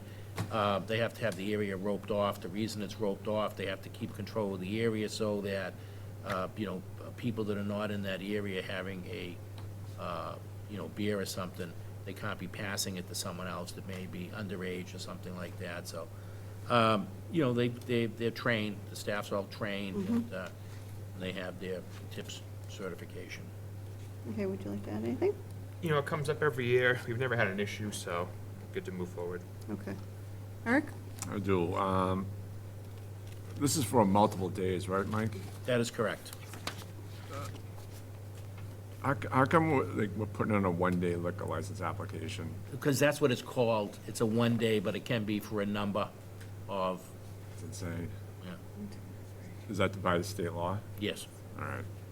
Well, I mean, unless you get them to change something, then you can do about it, but, all right. I mean, the thing is that, on the one-day application, I don't see the dates, so how does that work in regards to the? There was a sheet attached, if you look, Mr. In the Kelly. backside, it was on its Yep. own, right? Yep. So is that part of got the the 10. is that part of the, The motion itself includes the dates, specific dates on those Tuesdays. oh, okay, I appreciate that, thank you. All right, and one thing I did have concerns with looking at the, I see an old one that was designed and that was scratched, reading the email communications in regards to what happened, but is there any reason why he's pushing the boundaries outside of where the building is? I mean, why doesn't he line up move the trailer in and line up the boundaries to where the building is? Because they wanted to get it away from the street side. That's a very heavily congested area. People traverse the sidewalks back and forth. No, all right, maybe I'm misunderstanding me, Okay. I mean, my fault. Okay. So you see where the bear trailer services, Yes. okay? And you see how he's got well, actually, it's a yellow line now, and then it L's over to the building? Mm-hmm. Is there a reason why he doesn't move the trailer over, and then we just line up the boundary to the edge of the building all the way down to the trailer? Yeah, we don't necessarily pick the location. It's the person that's doing the event picks the Yeah, location. but we approve the location Yep. and all that, and everything, right? I mean, I don't understand why they just don't move it over and just line it up. I mean, what kind of barriers are they gonna be using there? I mean, like, as you said, to prevent the transfer of alcohol to, say, potential minor, if that would happen. What kind of barriers are they putting in install? Well, just like we require anywhere else, they have to have, rope, or some people use like little wooden fence or construction fence or something like that, just so there's a, area designated for that. And like they What do did they- it last year, and there were no complaints, they had no issues. I'm glad to hear that. What did they use last year, you know? I never made it down there last year, but, they have to conform, it's inspected. All right, so what are we looking at for a boundary or barrier out of them? I guess what I'll be asking. Well, they would have to rope it off, just like At least any of rope it our other off? businesses, So yes. leave one entrance without rope in and out, and then rope it off? Or- Correct, because they have to be able to check who's coming into that area to make sure that people are coming in. A lot of places like that have it, that do the outside, they have people sort of at the entranceway where you go in. If it's not attached directly to the building, as you were saying, might make more sense. Right. Then they have to have people there, checking IDs to make sure that the people in that area, so there's no confusion about people being overserved or minors being served. I mean, I don't have necessarily a problem with it. Obviously, it comes under my other two board members, what they want to do. I mean, I like to see the boundary moved into the trailer moved in and the boundary moved into the edge of the building, so everything lines up. And we did get an email from a resident there, if I'm correct, in regards to concerns about this. Would it be correct, it would be Kathleen Pizzella? Yes, she raised concerns about issues that took place at the beginning of last year on Green Harbor Beach, which was not part of this area. Yeah, that's what I wanted to find out. Yep. So, if you don't mind, do you mind if I read the email, Madam Chairperson? No, you're fine. Dear Select Board, I am unable to attend tonight's meeting. Would like to express my concern for the above item. This is a residential neighborhood. Many beachgoers and young children walk in, riding bikes to the beach and general store. Serving liquor is not a good idea, and there's limited parking, plus limited bathroom facilities. I guess I'd ask right there, there is bathrooms. Men and women's, that's correct. Yes, in a building across the way. Right in the same complex. So the people that own Green Harbor Lobster Pound own those buildings. Yeah, they own those and buildings. In the backside, there's bathrooms are on the bathrooms. backside. There hasn't been any complaints or issues in regards to the use of those facilities, right? Okay. Has plans been submitted for the parking? Will there be loud music? Is the marsh area protected from the trucks? How many days are requesting? We have all the information for that person, for Kathleen. So, then she mentions we had so many problems at the beach last year with drinking, trash, and fighting. So I guess the answer to that question is that nothing was tied into That's correct. with this and all that, and everything, right? So, so far it's been better with police presence, hoping this doesn't take us back. So that's what I don't want. I want to move forward. I'm good with this. The only thing I question is the boundary. I don't know how you guys feel on I it. mean, I just read it, and it appears that the explanation is in the email, and it says, as for the barrier, we'll have the same setup as last year. Correct. The existing fencing and building will act as the barrier for the majority of the space, and I'm comfortable with that. Where the parking lot starts, we will have signs stating no beer beyond this point. And the chief has weighed in as well. And the chief actually just texted me to say that they checked the reports, there were no complaints last year. The chief is the one that made the yellow line. It's situated where it is to keep it away from where the cars are, and it's a rope area. Rope is used to mark off the designated area. Yep. Well, I mean, the whole thing is that, I mean, now the chief is waiting and keeps it, I mean, the whole thing is that it's sticking out in the driveway. That's what I don't understand. And I figured instead of having an L shape, it would be a lot easier to manage, in my opinion, if it just went right along with the edge of the building. It's just, I think there's a benefit to the person that's, is looking for this one-day liquor license, even though it's multiple days. Have That you it ever would help eaten at the benefit Lobster them. Pound? What? Have you ever eaten there? Oh, yeah. It's delicious. They do, yeah. But- Fried Best clams, fried clams. So. You're making me hungry. I know. So just there is, I think, a reason for the border that they have to give some space at the window front there, but I can't answer for them. Well, I So I think don't wanna. I think you're correct, just through the fact that they had it all right up Yes, there. so that's, my first instinct was that, so I'm comfortable leaving it the way it is. That's your decision. and I- that's- Yeah. Madam Chair, could I just make 2 comments? Yes, I'd also like to make a comment in regards to the police presence at our beach and how wonderful. So far, so good. We had a successful graduation, and that comment that was made, I think that we're in a positive state right now when it comes to our beaches and our police presence, so, Sure. go ahead. Sure, any ropes or barriers would have to be approved by the police department, but also with respect to the concern about, children getting access to alcohol, that's a very, fair and understandable concern. I just think about in terms of like relativity, we have the Green Harbor General Store that can sell beer and wine, and a lot of kids go in there, so it comes down to good training and, checking licenses and things of that nature, so, we've had no incidents so far, so I think we'd be okay to kind of approve them this year as well and take it on a year-by-year basis. I don't, like I said, I don't have a problem with it. Like I said, the only thing I had concerns with the borderline, but other than that, I mean. Okay. Yeah, go. All right, so in light of all this discussion, I think that we've all come to an agreement on this, or some sort of an agreement, and I'd like to make the motion to move forward. The board moves to approve a temporary outside one-day wine and malt beverage liquor license for Michael Snowdale, Stellwagen Beer Company, located at 100 Enterprise Drive in Marshfield, for a beer truck at Green Harbor Lobster Pound, located at 131 Beach Street, between the hours of 3 p.m. and 8 p.m. for the following Tuesdays: June 18th, June 25th, July 2nd, July 9th, July 16th, July 23rd, and July 30th, August 6th, August 13th, and August 20th, pending sign-off from Marshfield Police Department, Marshfield Fire Department, and a certificate of liability naming the town of Marshfield. Do I have a second? Second? Motion made and duly seconded. Roll call is in order. Ms. Fidler? Aye. Mr. Darcy? Aye. Mr. Kelly? All right. Unanimous vote to approve the temporary outside one-day wine and malt beverage for Mike Snowdale on the aforementioned dates. Okay, let's move on to action number 3.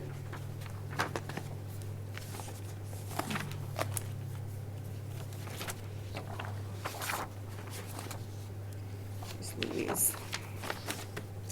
Action number 3 is a discussion vote on the application for a temporary all-alcohol license for Levitate Music Festival for July 5th, July 6th, and July 7th of 2024 through the Marshfield Agricultural and Horticultural Society. Okay. Michael, will you share with us the history here as well as I Yes. go through this? Thank you. This is the 11th year of the festival, for Levitate Festival at the fairgrounds, and they've had a liquor license there for this event all 11 years, and no issues. And I think in the 11 years, maybe 1 or 2 arrests the whole time, and it wasn't related to alcohol, but it was rowdiness. Okay. Thank you. And we have in front of us a temporary liquor license application. Okay, all outdoors at the Marshfield Fairgrounds, noon to 10 PM daily of those 3 dates that I just described. And we're all set. Do you have any questions? No. Are you all set? Eric? I do have a couple of questions. Okay, go ahead. Is this one all-around liquor license, or, I mean, are there gonna be multiple venues there that are gonna be under this license? It's, no, and this is the main one. Now, if someone else wants a license, the fairgrounds may have their own, but this is for Levitate. Yes. But, all right, so when you say the fairgrounds may have their own, what do you mean fairgrounds may have their own? The So, Horticultural and Agricultural Association. all right, so what I'm looking at is that usually one person, let's take the previous discussion in regards to the trailer at Green Harbor Lobster Pound there. He's getting a liquor license, so he found one. So the only things I'm asking is, are there gonna be multiple vendors there selling alcohol? No, there isn't multiple vendors, but they may have multiple locations within the fairground to deal with 20,000 people. So same vendor, Same vendor, so actually the license holder is the Marshfield Agriculture and Horticultural Association, which is the nonprofit arm, and this is part of fundraising for them, and that goes into the 4-H for the kids and their scholarships and things like that. okay. And what do we get for a fee on What is the, $50 for each day. $50 each day? When was last time that was increased? it's been that way for, it may be, I don't know, if it's set by the state, I forget now if it's under 138. Yeah, All right, could you find that out? Yeah. I appreciate it, yeah. All right, that's it. Okay, thank you. Okay, the board moves to approve an outside temporary all-alcoholic beverage license for Carlton Chandler for the Marshfield Agricultural and Horticultural Society. Marshfield for the annual Levitate Music Festival for July 5th, 6th, and 7th, 2024, from 12 noon to 10 PM daily at the Marshfield Fairgrounds located at 140 Main Street, pending sign-off from the MPD, MFD, and Certificate of Liquor Liability of Insurance. Do I have a second? Second. Motion been made and duly seconded. Roll call is in order. Ms. Fidler? Aye. Mr. Darcy? Aye. Mr. Kelly? All right, Unanimous vote to approve. Thank you, gentlemen. Okay. Moving on to number 4.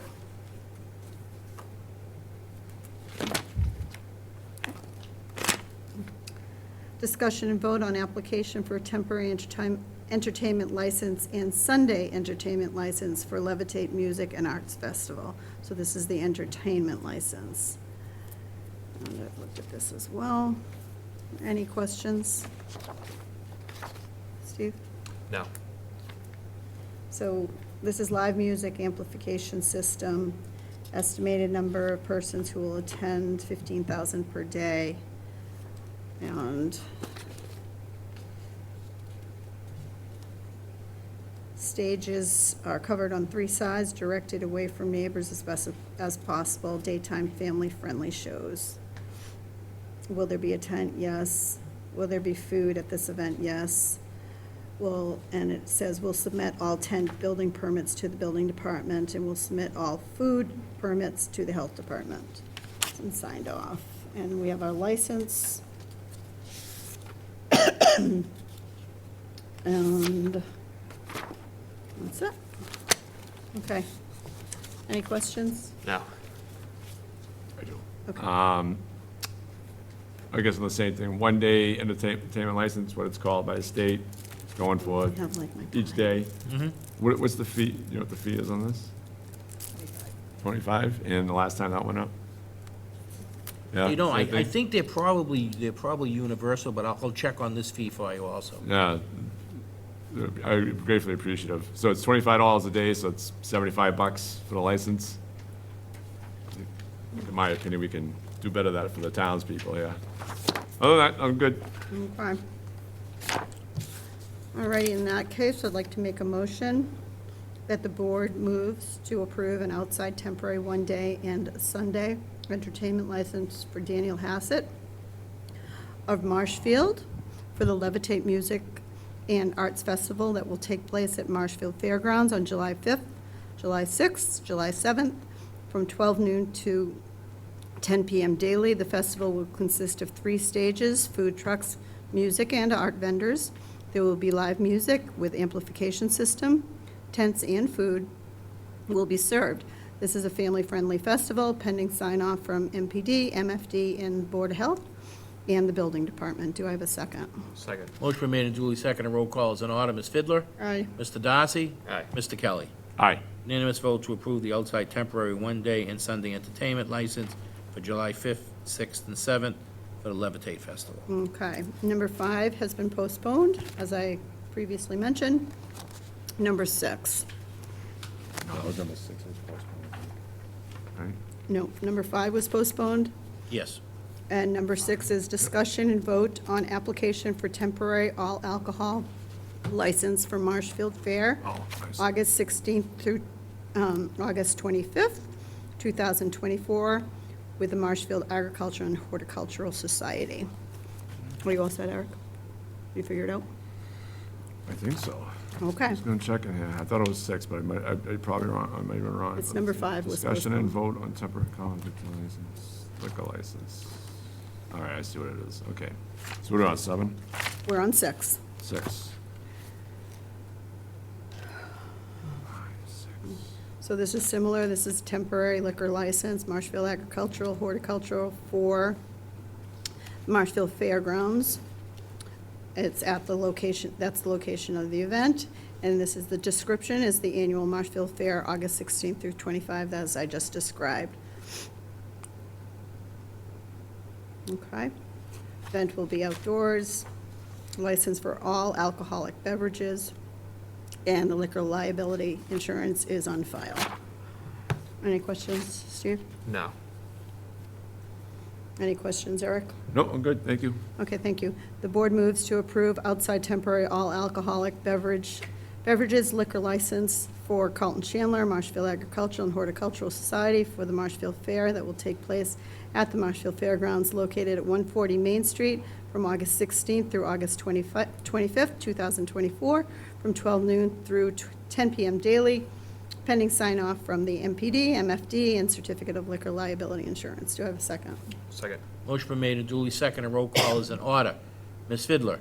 Aye. Mr. Darcy? Aye. Mr. Kelly? Aye. Unanimous vote to approve the outside temporary all alcohol beverage liquor license for the Marshfield Horticultural Agricultural Society for the Marshfield Fair. Okay, so now we're doing the entertainment. Discussion and vote, this is number 7, discussion and vote on application for temporary entertainment license for Marshfield Fair, Marshfield Agricultural and Horticultural Society. Okay. This has live music, amplification system, karaoke, estimated number of persons who will attend, 150,000, and music, motor shows in the middle of the grounds, facing away from the neighbors. And that's pretty much, everything else is in order. Any questions, Steve? No. Any questions, Eric? I do not. All right. The board moves to approve an outside temporary entertainment license for Carlton Chandler of Marshfield for the Marshfield Agriculture and Horticultural Society for the Marshfield Fair that will take place at Marshfield Fairgrounds on August 16th, 2024 through August 25th, 2024, from 12 noon till 11 p.m. daily. The following types of entertainment will take place: live music with amplification, karaoke, and recorded music. There will be music and motor shows. There will be tents and food will be served, pending sign-off from MPD, MFD, and Board of Health, and the Building Department. Do I have a second? Second. Motion been made and duly seconded. Roll call is in order. Ms. Fidler? Aye. Mr. Darcy? Aye. Mr. Kelly? Aye. Unanimous vote to approve the outside temporary entertainment license for the Marshfield Agricultural and Horticultural Society for the Marshfield Fair. Okay. So now we are into number 8, which is a discussion and vote on temporary common vic licenses for the Marshfield Fair, Marshfield Agriculture and Horticultural Society. I need to read these. Okay. Steve keeps handing me mints. So the following people have already submitted their applications and have been to the Board of Health: Bruno's Fried Dough, Margaret Oaks, Willow Tree Donuts, Deanne Henry, Bees and Thank You, Ryan Margulis, Paul Buccino, Buccino's Footlongs Lemonade, Footlong/Lemonade, and Duxbury Lions Club. So in the past, the board has also approved a common vic license application in advance. So Michael, can you just explain how that will work for us? So what we do is, because these people travel a great distance and they may not get here in time, the board authorizes licenses to be issued as long as they conform with our standards. They fill out the application, they go through the proper checks, they provide the fee, and what the Fair Association does, the same thing that Levitate does, and that is that they keep track of the licenses, who gets issued the license number that goes to that particular vendor, so they do, due diligence on the paperwork. So we have done this in the past? That's correct. Okay, and you hold that information within your Correct. office, okay. All right, The select board on. yes. Any questions? Nope. Any questions? I'm good.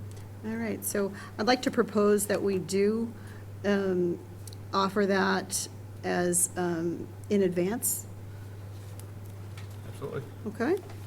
So the board moves to approve a temporary common vic license for Carlton Chandler Marshfield Agriculture and Horticultural Society for Marshfield Fair. It will take place at the Marshfield Fairgrounds located 140 Main Street from August 16th, 2024 through August 25th, 2024, from 12 noon until 11 p.m. for the following businesses: Bruno's Fried Dough, Margaret Oaks, Willow Tree Donuts, Deanne Henry, Bees and Thank You, Ryan Margulis, Paul Buccino's, which is Buccino's Footlongs Lemonade, Duxbury Lions Club, and for other businesses in advance, contingent on receiving the necessary paperwork and fee at $10 per license. Some applicants come a long distance and come in right before the fair asking for a license. The MAHS will keep a log of who has applied and the license numbers given to them, as well as a copy of each license granted pending sign-off from the MPD, MFD, Board of Health, and Building Department. Do I have a second? Second. Motion been made and duly seconded. Roll call is in order. Ms. Fidler? Aye. Mr. Darcy? Aye. Mr. Kelly? Aye. Unanimous vote, temporary common victual license. Okay. Number 9. Okay. This is peddler license. Discussion and vote on application for annual peddler's license, Trolley Dogs. Any questions? No. Okay. I do. All right. The board moves to approve an annual peddler's license for Chris Denty of Shrewsbury for Trolley Excuse me, Dogs. Madam Chair? Yes. Mr. Kelly had a question. Oh, I thought you said, I thought, I'm sorry. That's all right. I That's didn't all right. hear you. I thought you said you're all set. On the pedals license, I was reading this, so when it says other information softball tournament, is that what he's looking for the pedals license for, to attend a softball tournament? Or what am I looking at here? Well, when they get it, so they took the peddler's license from the town, they can actually go anywhere as long as they conform to the rules and regulation. They put down softball tournament, because that's one of the things that got them interested, so they just got the yearly fee, so they can go to other events in town. All right, because I'm reading the application here, this is where I'm kind of confused and I'm perplexed a little bit, is, it says that the applicant cannot park on a lot and sell from that lot. The vehicle must be used on town roads. So, I That's mean, correct. It is, yeah, it's, Kate asks me this question all the time. Unfortunately, we don't make that law, that is a state law, and they're supposed to be on byways and things like that, not on private property. Generally, it's like parades, but you're just going up and down the road, right? Would I say the pedal Well, license? yeah, I mean, but this is, Or an this is yeah. like a food truck, this is a food truck, so they would be parked somewhere. Well, yeah, I get that. That's the whole thing, is I'm Yeah. reading that, they cannot park it. I mean, wait a minute, how many times have I gone by places where they are parked, but they are selling from the same? So there's no other license application this falls under? No. The peddler's license is so you can sell, so, we have a peddler's license in the town of Marshfield, but someone can also get a peddler's license from the Commonwealth. And in the Commonwealth, they have to check. The town requires the peddler's license, and the reason we do that, to protect our residents, because the police they do a background check on the person that's operating the food stand. Well, let me ask you this much, is the Commonwealth's, application right up the same as the towns in regards to? It would be the same, it would be the same rules that applicant is subject to the Commonwealth of Mass motor vehicle laws in the town of well, it wouldn't say town of Marshfield zoning law. It would just say Massachusetts motor vehicle laws on the state application. Ours says the state language and, Marshfield zoning bylaw. So, is it the state language that I'm looking at, I'm concerned with, the cannot park in the lot and sell from the lot? Is that the state language, or is that a bylaw language of ours? Maybe part of the bylaw. So can we look into that and Yep. maybe revamp that? I mean, I don't have a problem with it, just, I think the language needs to be freshened up. That's it. Okay, Madam Chairperson. sorry I didn't hear you. That's all right. Apologize. All right. So the board moves to approve an annual peddler's license for Chris Dente of Shrewsbury for trolley dogs for the softball tournament that will be held on June 14th, 2024 through June 16th, 2024 in Marshfield, with the following hours: 6 to 8, 9 to 5, and 10 to 2 p.m. Pending sign-off from the MPD, MFD, Board of Health, and Building Department. The applicant is subject to the Commonwealth of Massachusetts motor vehicle laws and the town of Marshfield zoning bylaws. Do I have a second? Second. Motion made and duly seconded. Roll call is in order. Ms. Fidler? Aye. Mr. Darcy? Aye. Mr. Kelly? Aye. Unanimous vote to approve the annual peddler's license. Okay. Number 10 was postponed, and we're moving on to number 11. Number 11 is a discussion and vote on an application for annual peddler's license for Flying Boar Kitchen and Catering. So everything's in order, I believe, and this one is also at Stellwagen. Type of business, food service catering at Stellwagen, Friday, 5/24 and 6/21, and Saturday, 7/20 and 7/27. Hours of operation, 4:30 to 8:30. Any questions? No. Any questions, Eric? Nope, it was answered in the prior discussion. Okay, very good. So the board moves to approve an annual peddler's license for Nicholas R. Escoto of Westwood for the Flying Boar Kitchen and Catering, serving Neapolitan-style pizzas and Dominican empanadas at Stellwagen on Friday, May 24th, 2024. Friday, June 21st, 2024, from 4:30 PM till 8:30 PM. And Saturday, July 20th, 2024, and Saturday, July 27th, 2024, from 12 noon until 6:30 PM, pending sign-off from the Marshfield Police Department, Marshfield Fire Department, Board of Health, and the Building Department. The application is subject to the Commonwealth of Massachusetts motor vehicle laws and the town of Marshfield zoning bylaws. Do I have a second? Second. Motion been made and duly seconded. Roll call is in order. Ms. Fidler? Aye. Mr. Darcy? Aye. Mr. Kelly? Aye. Unanimous vote to approve the annual peddler's license for Nicholas R. Escoto. All right. Number 12, discussion and vote on the application for annual common vic license, Thomas Holloway and Brian Schwanke.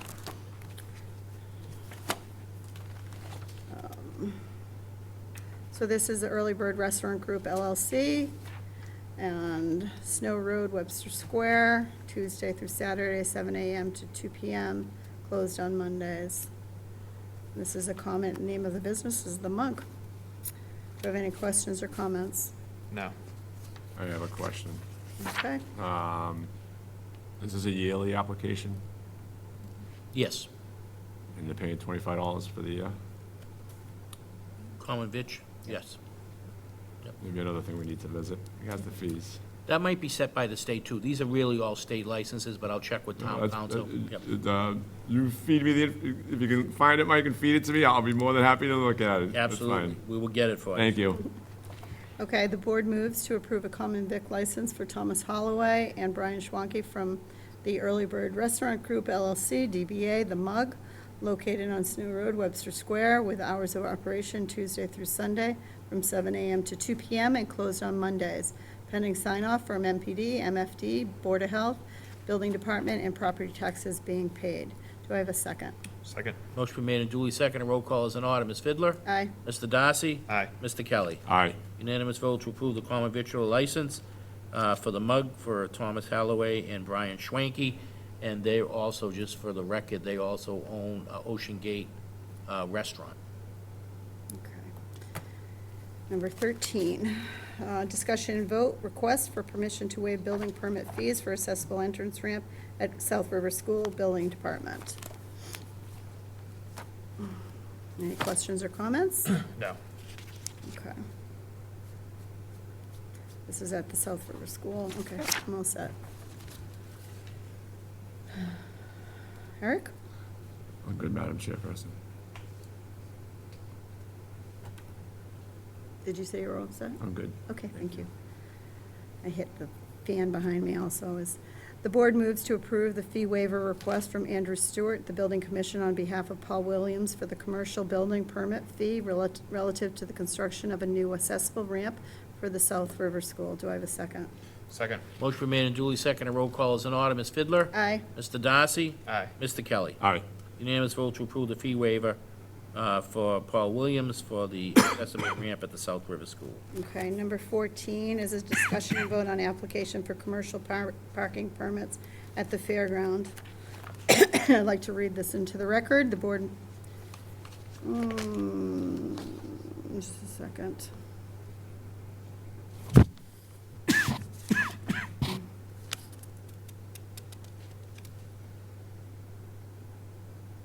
Okay, I need to read all these. All right, let me have a sip of my water. It's a good start. I know, here we go. You tag me and let me know. I know. Okay, so this is the commercial parking permits. The following people have applied for or expected to apply for permits for commercial parking for their property during the fair and other events at the fairground when deemed necessary by the safety officer. These licenses will be valid through June 30th, 2025. Please approve all contingent on receipt of form and fee, $1 per car, and approval from treasurer collector. Thanks, Kate. So here we go. Tom Healy, 58 Main Street, 45 cars.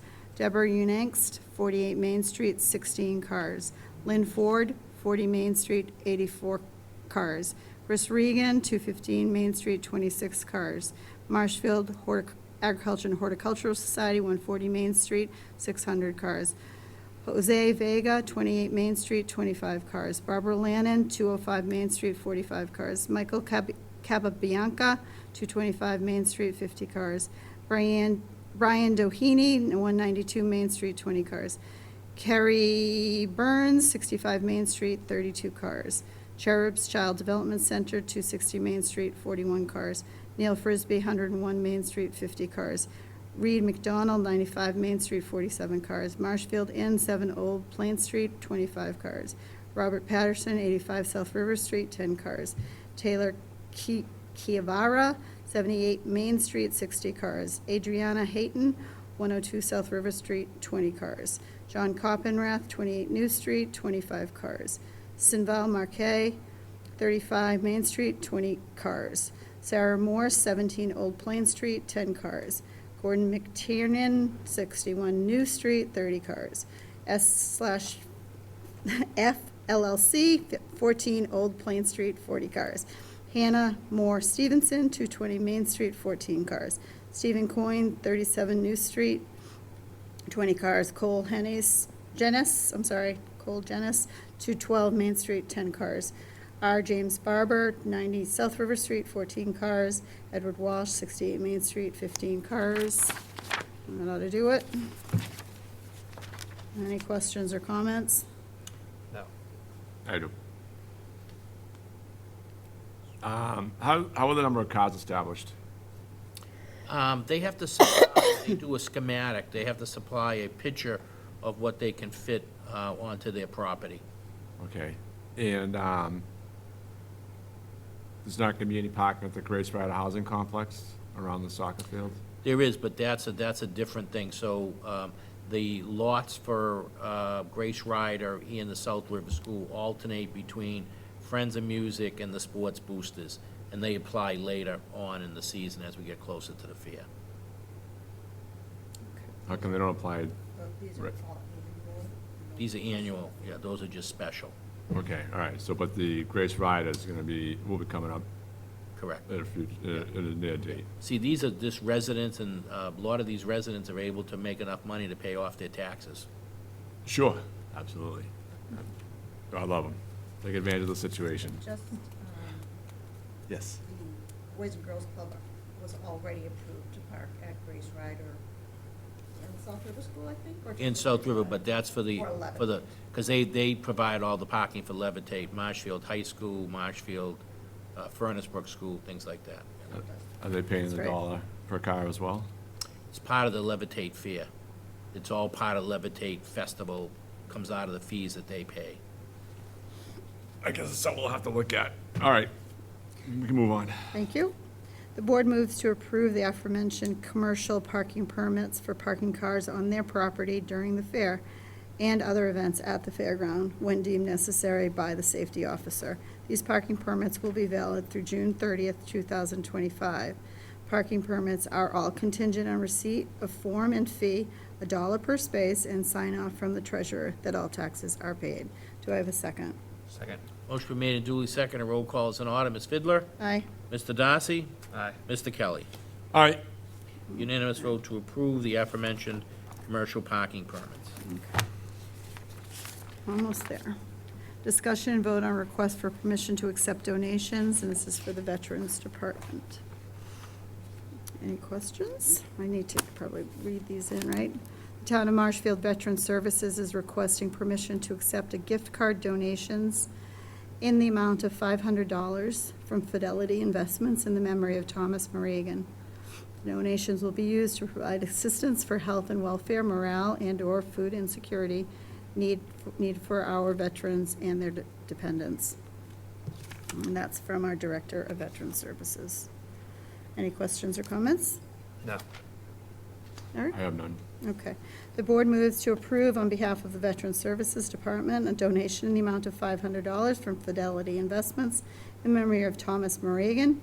The donation will be used to provide assistance for health and welfare, morale, and/or the food insecurity need of our veterans and their dependents. Do I have a second? Second. Motion been made and duly seconded. Roll call is in order. Ms. Fidler? Aye. Mr. Darcy? Aye. Mr. Kelly? Aye. Unanimous vote to accept on behalf of the Veterans Services Department a $500 donation from Fidelity Investments in memory of Thomas Merrigan. Okay. Number 16, I'm letting the board know I filed a disclosure on this for Biagini Inc. My husband's company has worked in the past. We have no current or pending contracts with this company. He's a longtime part of Marshfield's community. Okay. So discussion and vote on annual renewal of earth removal permit Biagini Inc. And,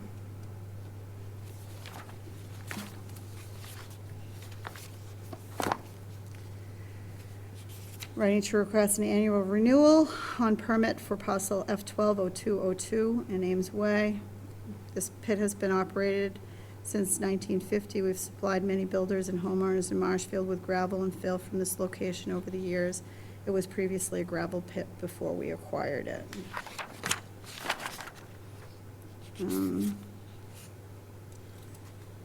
Seasonal high water, groundwater determinations as of April 17th, 2024 on the 3 wells are all okay. They've identified a pit load for us. We're at, in the last 12 months, starting of May of 2023 to April of 2024, we're at a total number of 149 loads with 2,682 cubic yards.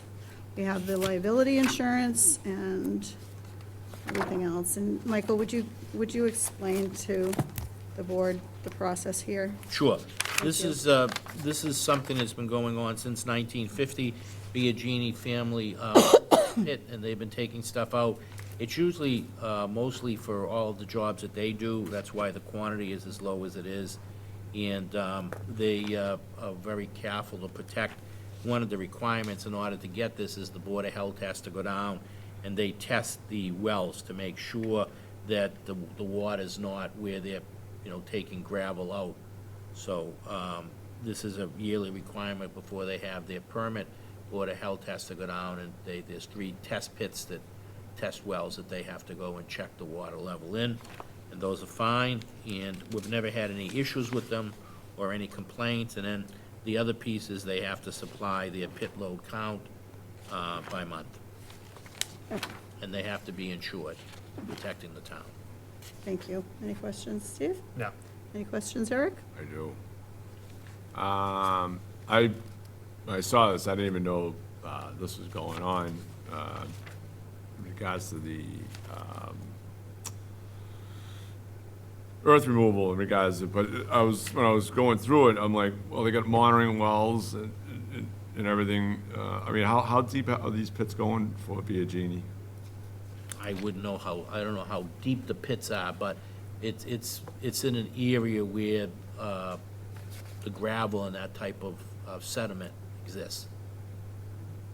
It's, no, I get that. It's- Yeah. I see the well depths there. I mean, Yeah. 440 feet, 44 feet down. I mean, that's why I was wondering, do we know how deep they are in regards to excavation? 'Cause No, well, that's a long. Yeah, that's it's a long, and it shows that there's no water, so that's why they've been able to operate for so long, because the water table's so far down in that area, Right, because of all the stone. right, and plus they're not trucking it out in mass quantities. They're No. very, Frugal, because they use it for their own business. yes, and, Very little impact to the neighbors. I was just gonna say, there's no complaints from the neighbors, right? No. Not like with another property owner wanted to do the same thing, but it was gonna be times that, I guess you could look at. So I was just, when I was reading this and looking at it, I go, well, this is interesting, so, but I don't have a problem with it. Everything looks good. It seems like they're good neighbors to everybody in the way they're doing their operation, so wish somebody else would do it that way, I guess. All righty, thank you. Okay, then the board moves to approve the annual earth removal permit for Dana Biagini for parcel F120202, Ames Way. This pit has been operated by Biagini Inc. since 1950. Biagini Inc., as required, has supplied the load count report, certificate of insurance, and the seasonal high groundwater determination by the Board of Health taken on April 17th, 2024, from 3 monitoring wells. Do I have a second? Second. Motion made and duly seconded. Roll call is in order. Ms. Fidler? Aye. Mr. Darcy? Aye. Mr. Kelly? Aye. Unanimous vote to approve the annual earth removal permit for Dana Biagini for Biagini Inc. Okay. So number 17. And Madam Chair, just for disclosure purposes, I am on the board of the Molly Fund. Okay, thank you for sharing. So discussion, vote on request for permission to utilize the town green for 2 movie nights, the Molly Fund. And And these are free. these are free and it's fun. It's fun. I didn't get there last year and I wanted to take the grandkids. Okay, so let's give a little bit of a plug here. The Molly movies on the town green. Elemental is on July 12th, rain date the 13th, and Despicable Me 3 is on August 9th, and the rain date is August 13th. Okay. Any questions or comments? No. Oh, I can't say, I just went out, there was a fee to it and said it was free, so. I think they Okay. offer popcorn and things like that. you can They get do, for they a do small- sell, yep, they Yeah. do sell food. Okay. And then, as Do they need a part of permit this. for that? No, they don't need a permit for that. But we do notify the Historic Commission, and the Historic Commission signs That's right. off. Thank you. Okay. So the board moves to approve the request from the Molly Fund to use the town green for 2 movie nights, July 12th, 2024, to show Elemental with a rain date of July 13th, 2024, and Despicable Me 3 on August 9th, 2024, with a rain date of August 13th, 2024, pending sign-off by MPD and the Marshfield Historical Commission. Do I have a second? Second. Motion been made and duly seconded. Roll call is in order. Ms. Fiddler? Aye. Mr. Darcy? Aye. Mr. Kelly? All right. A unanimous vote to approve the request of the Molly Fund to use the town green for movies on July 13th and August 9th. All righty. So now there's more reading to be done here, folks. You got another sip of water. I know, I'll have another sip of water and get to it. Like Steve said, he's on backup, so. I know. See how we go. Okay. Discussion and vote on annual board committee reappointments and other annual reappointments for terms expiring on June 30th, 2024. Following people whose current terms expire on June 30th, 2024 have requested reappointment for a 3-year term expiring on June 30th, 2027, and have submitted signed query forms. Sam Malafonte, Conservation Commission. Bertram O'Donnell, Conservation Commission. Sheila Gagnon, Council on Aging. Barbara Van Houten, Council on Aging. James McCory, Cultural Council. Carol McCory, Cultural Council. Gary Pena, Recreation Commission. Lauren Hughes, Register of Votes. Michael Devlin Horn, Community Preservation Committee. Susan Karen, Open Space Committee. Gregory DeCesare, Waterways Committee. Kerry Richardson, Community Preservation Committee.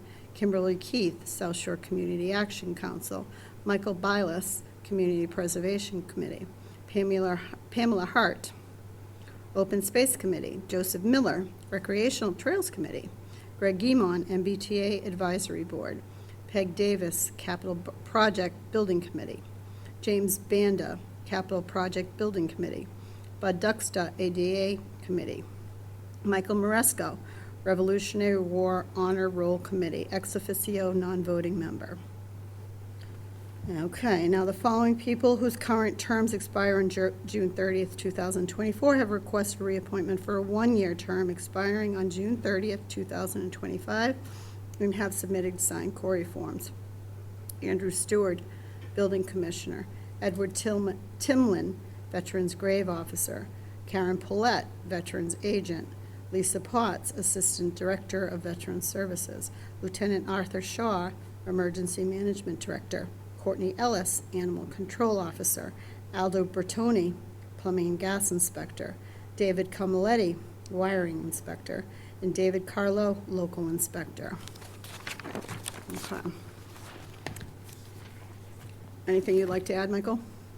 Nope, this is very standard at this time of year to do reappointments. Part of the reappointment is they have to sign the query form, and they have to send a letter requesting that they be reappointed. Okay, thank you. Any questions or comments? No, thank you. Any questions or comments? I do. I'm looking at the names here, and nobody really sticks out besides one that's an elected board member. Kerry Richardson, Community Preservation Committee. The CPC also ties in with the Housing Authority, doesn't it, to some degree? Does the, Community Preservation Committee? Some of their funding go to the Housing Authority, or is based on? doesn't go to the housing. No, it's authority. not go to it, but some, with Housing Authority do. does, Community some of the things that preservation does- can fund affordable housing projects. which would be under the Housing Authority itself, right? No, it would be under the Housing Trust, Housing Trust? which used to be the Marshfield Housing Partnership. All right, so what I would be asking is, Mr. Richardson, would be any conflict of interest in regards to being on the CPC, especially being an elected member of No. the Housing Authority, and voting on things? No, because Okay. he's been serving for a number of years. Okay. Well, yeah, he's serving a number, maybe no, you know, though it was right, just a question that I was thinking when I saw it. And on the following people whose current terms expire on June 30th, 2024, so it'll be the bottom list. I'm just using Andrew Stewart, not to pick on him, but as building commissioner. So are we reappointing him as building commissioner in a new contract? Or how we? Doesn't have a contract, he's a union employee. He's a union in employee. the supervisory union. Oh, it is, okay. So, But yes, you are voting to reappoint him as the building commissioner. but he's already under a contract, not a personal contract. That goes for all the, Union. everybody here?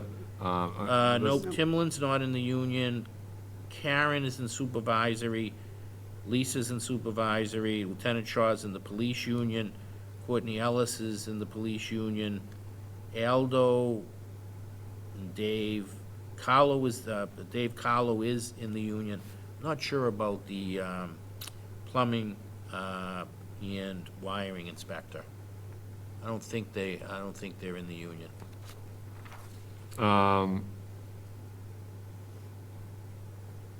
All right, so I guess what I'm looking at is like Andrew Stewart, he's a building commissioner. Correct. So, I mean, if we don't reappoint him, then how does that all work? Especially if he's in the union. What happens with him? Well, if he's not reappointed, then he wouldn't be the building commissioner. Would he have another role in town or something like that? No. No, Would he be let go? correct, if you don't reappoint him. But he's within the union. Correct. All right, that's interesting. All right, so, I think that fairly answers my question right there. I'm good, yeah. Good, So you're all set? yep, Okay. thank you. All these, okay, thank you. All right.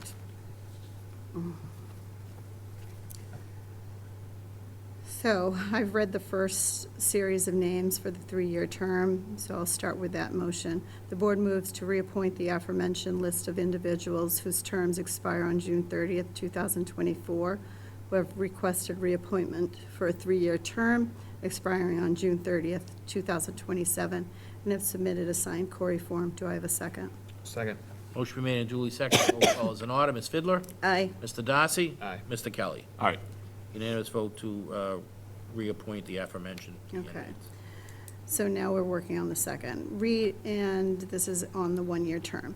The board moves to reappoint the aforementioned list of individuals whose terms expire on June 30th, 2024, who have requested reappointment for a one-year term expiring on June 30th, 2025, and have submitted a signed query form. Do I have a second? Second. Motion been made and duly seconded. Roll call is in order. Ms. Fidler? Aye. Mr. Darcy? Aye. Mr. Kelly? all right.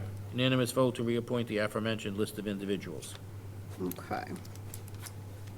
Is there anything, other business here this evening? No? Okay, then I'd like to make a motion that we adjourn. Do I have a second? Second. Motion made and duly seconded. Roll call is in order. Ms. Fidler? Aye. Mr. Darcy? Aye. Mr. Kelly? Aye. Unanimous vote to adjourn for the evening. Thank you. Thank you, everyone.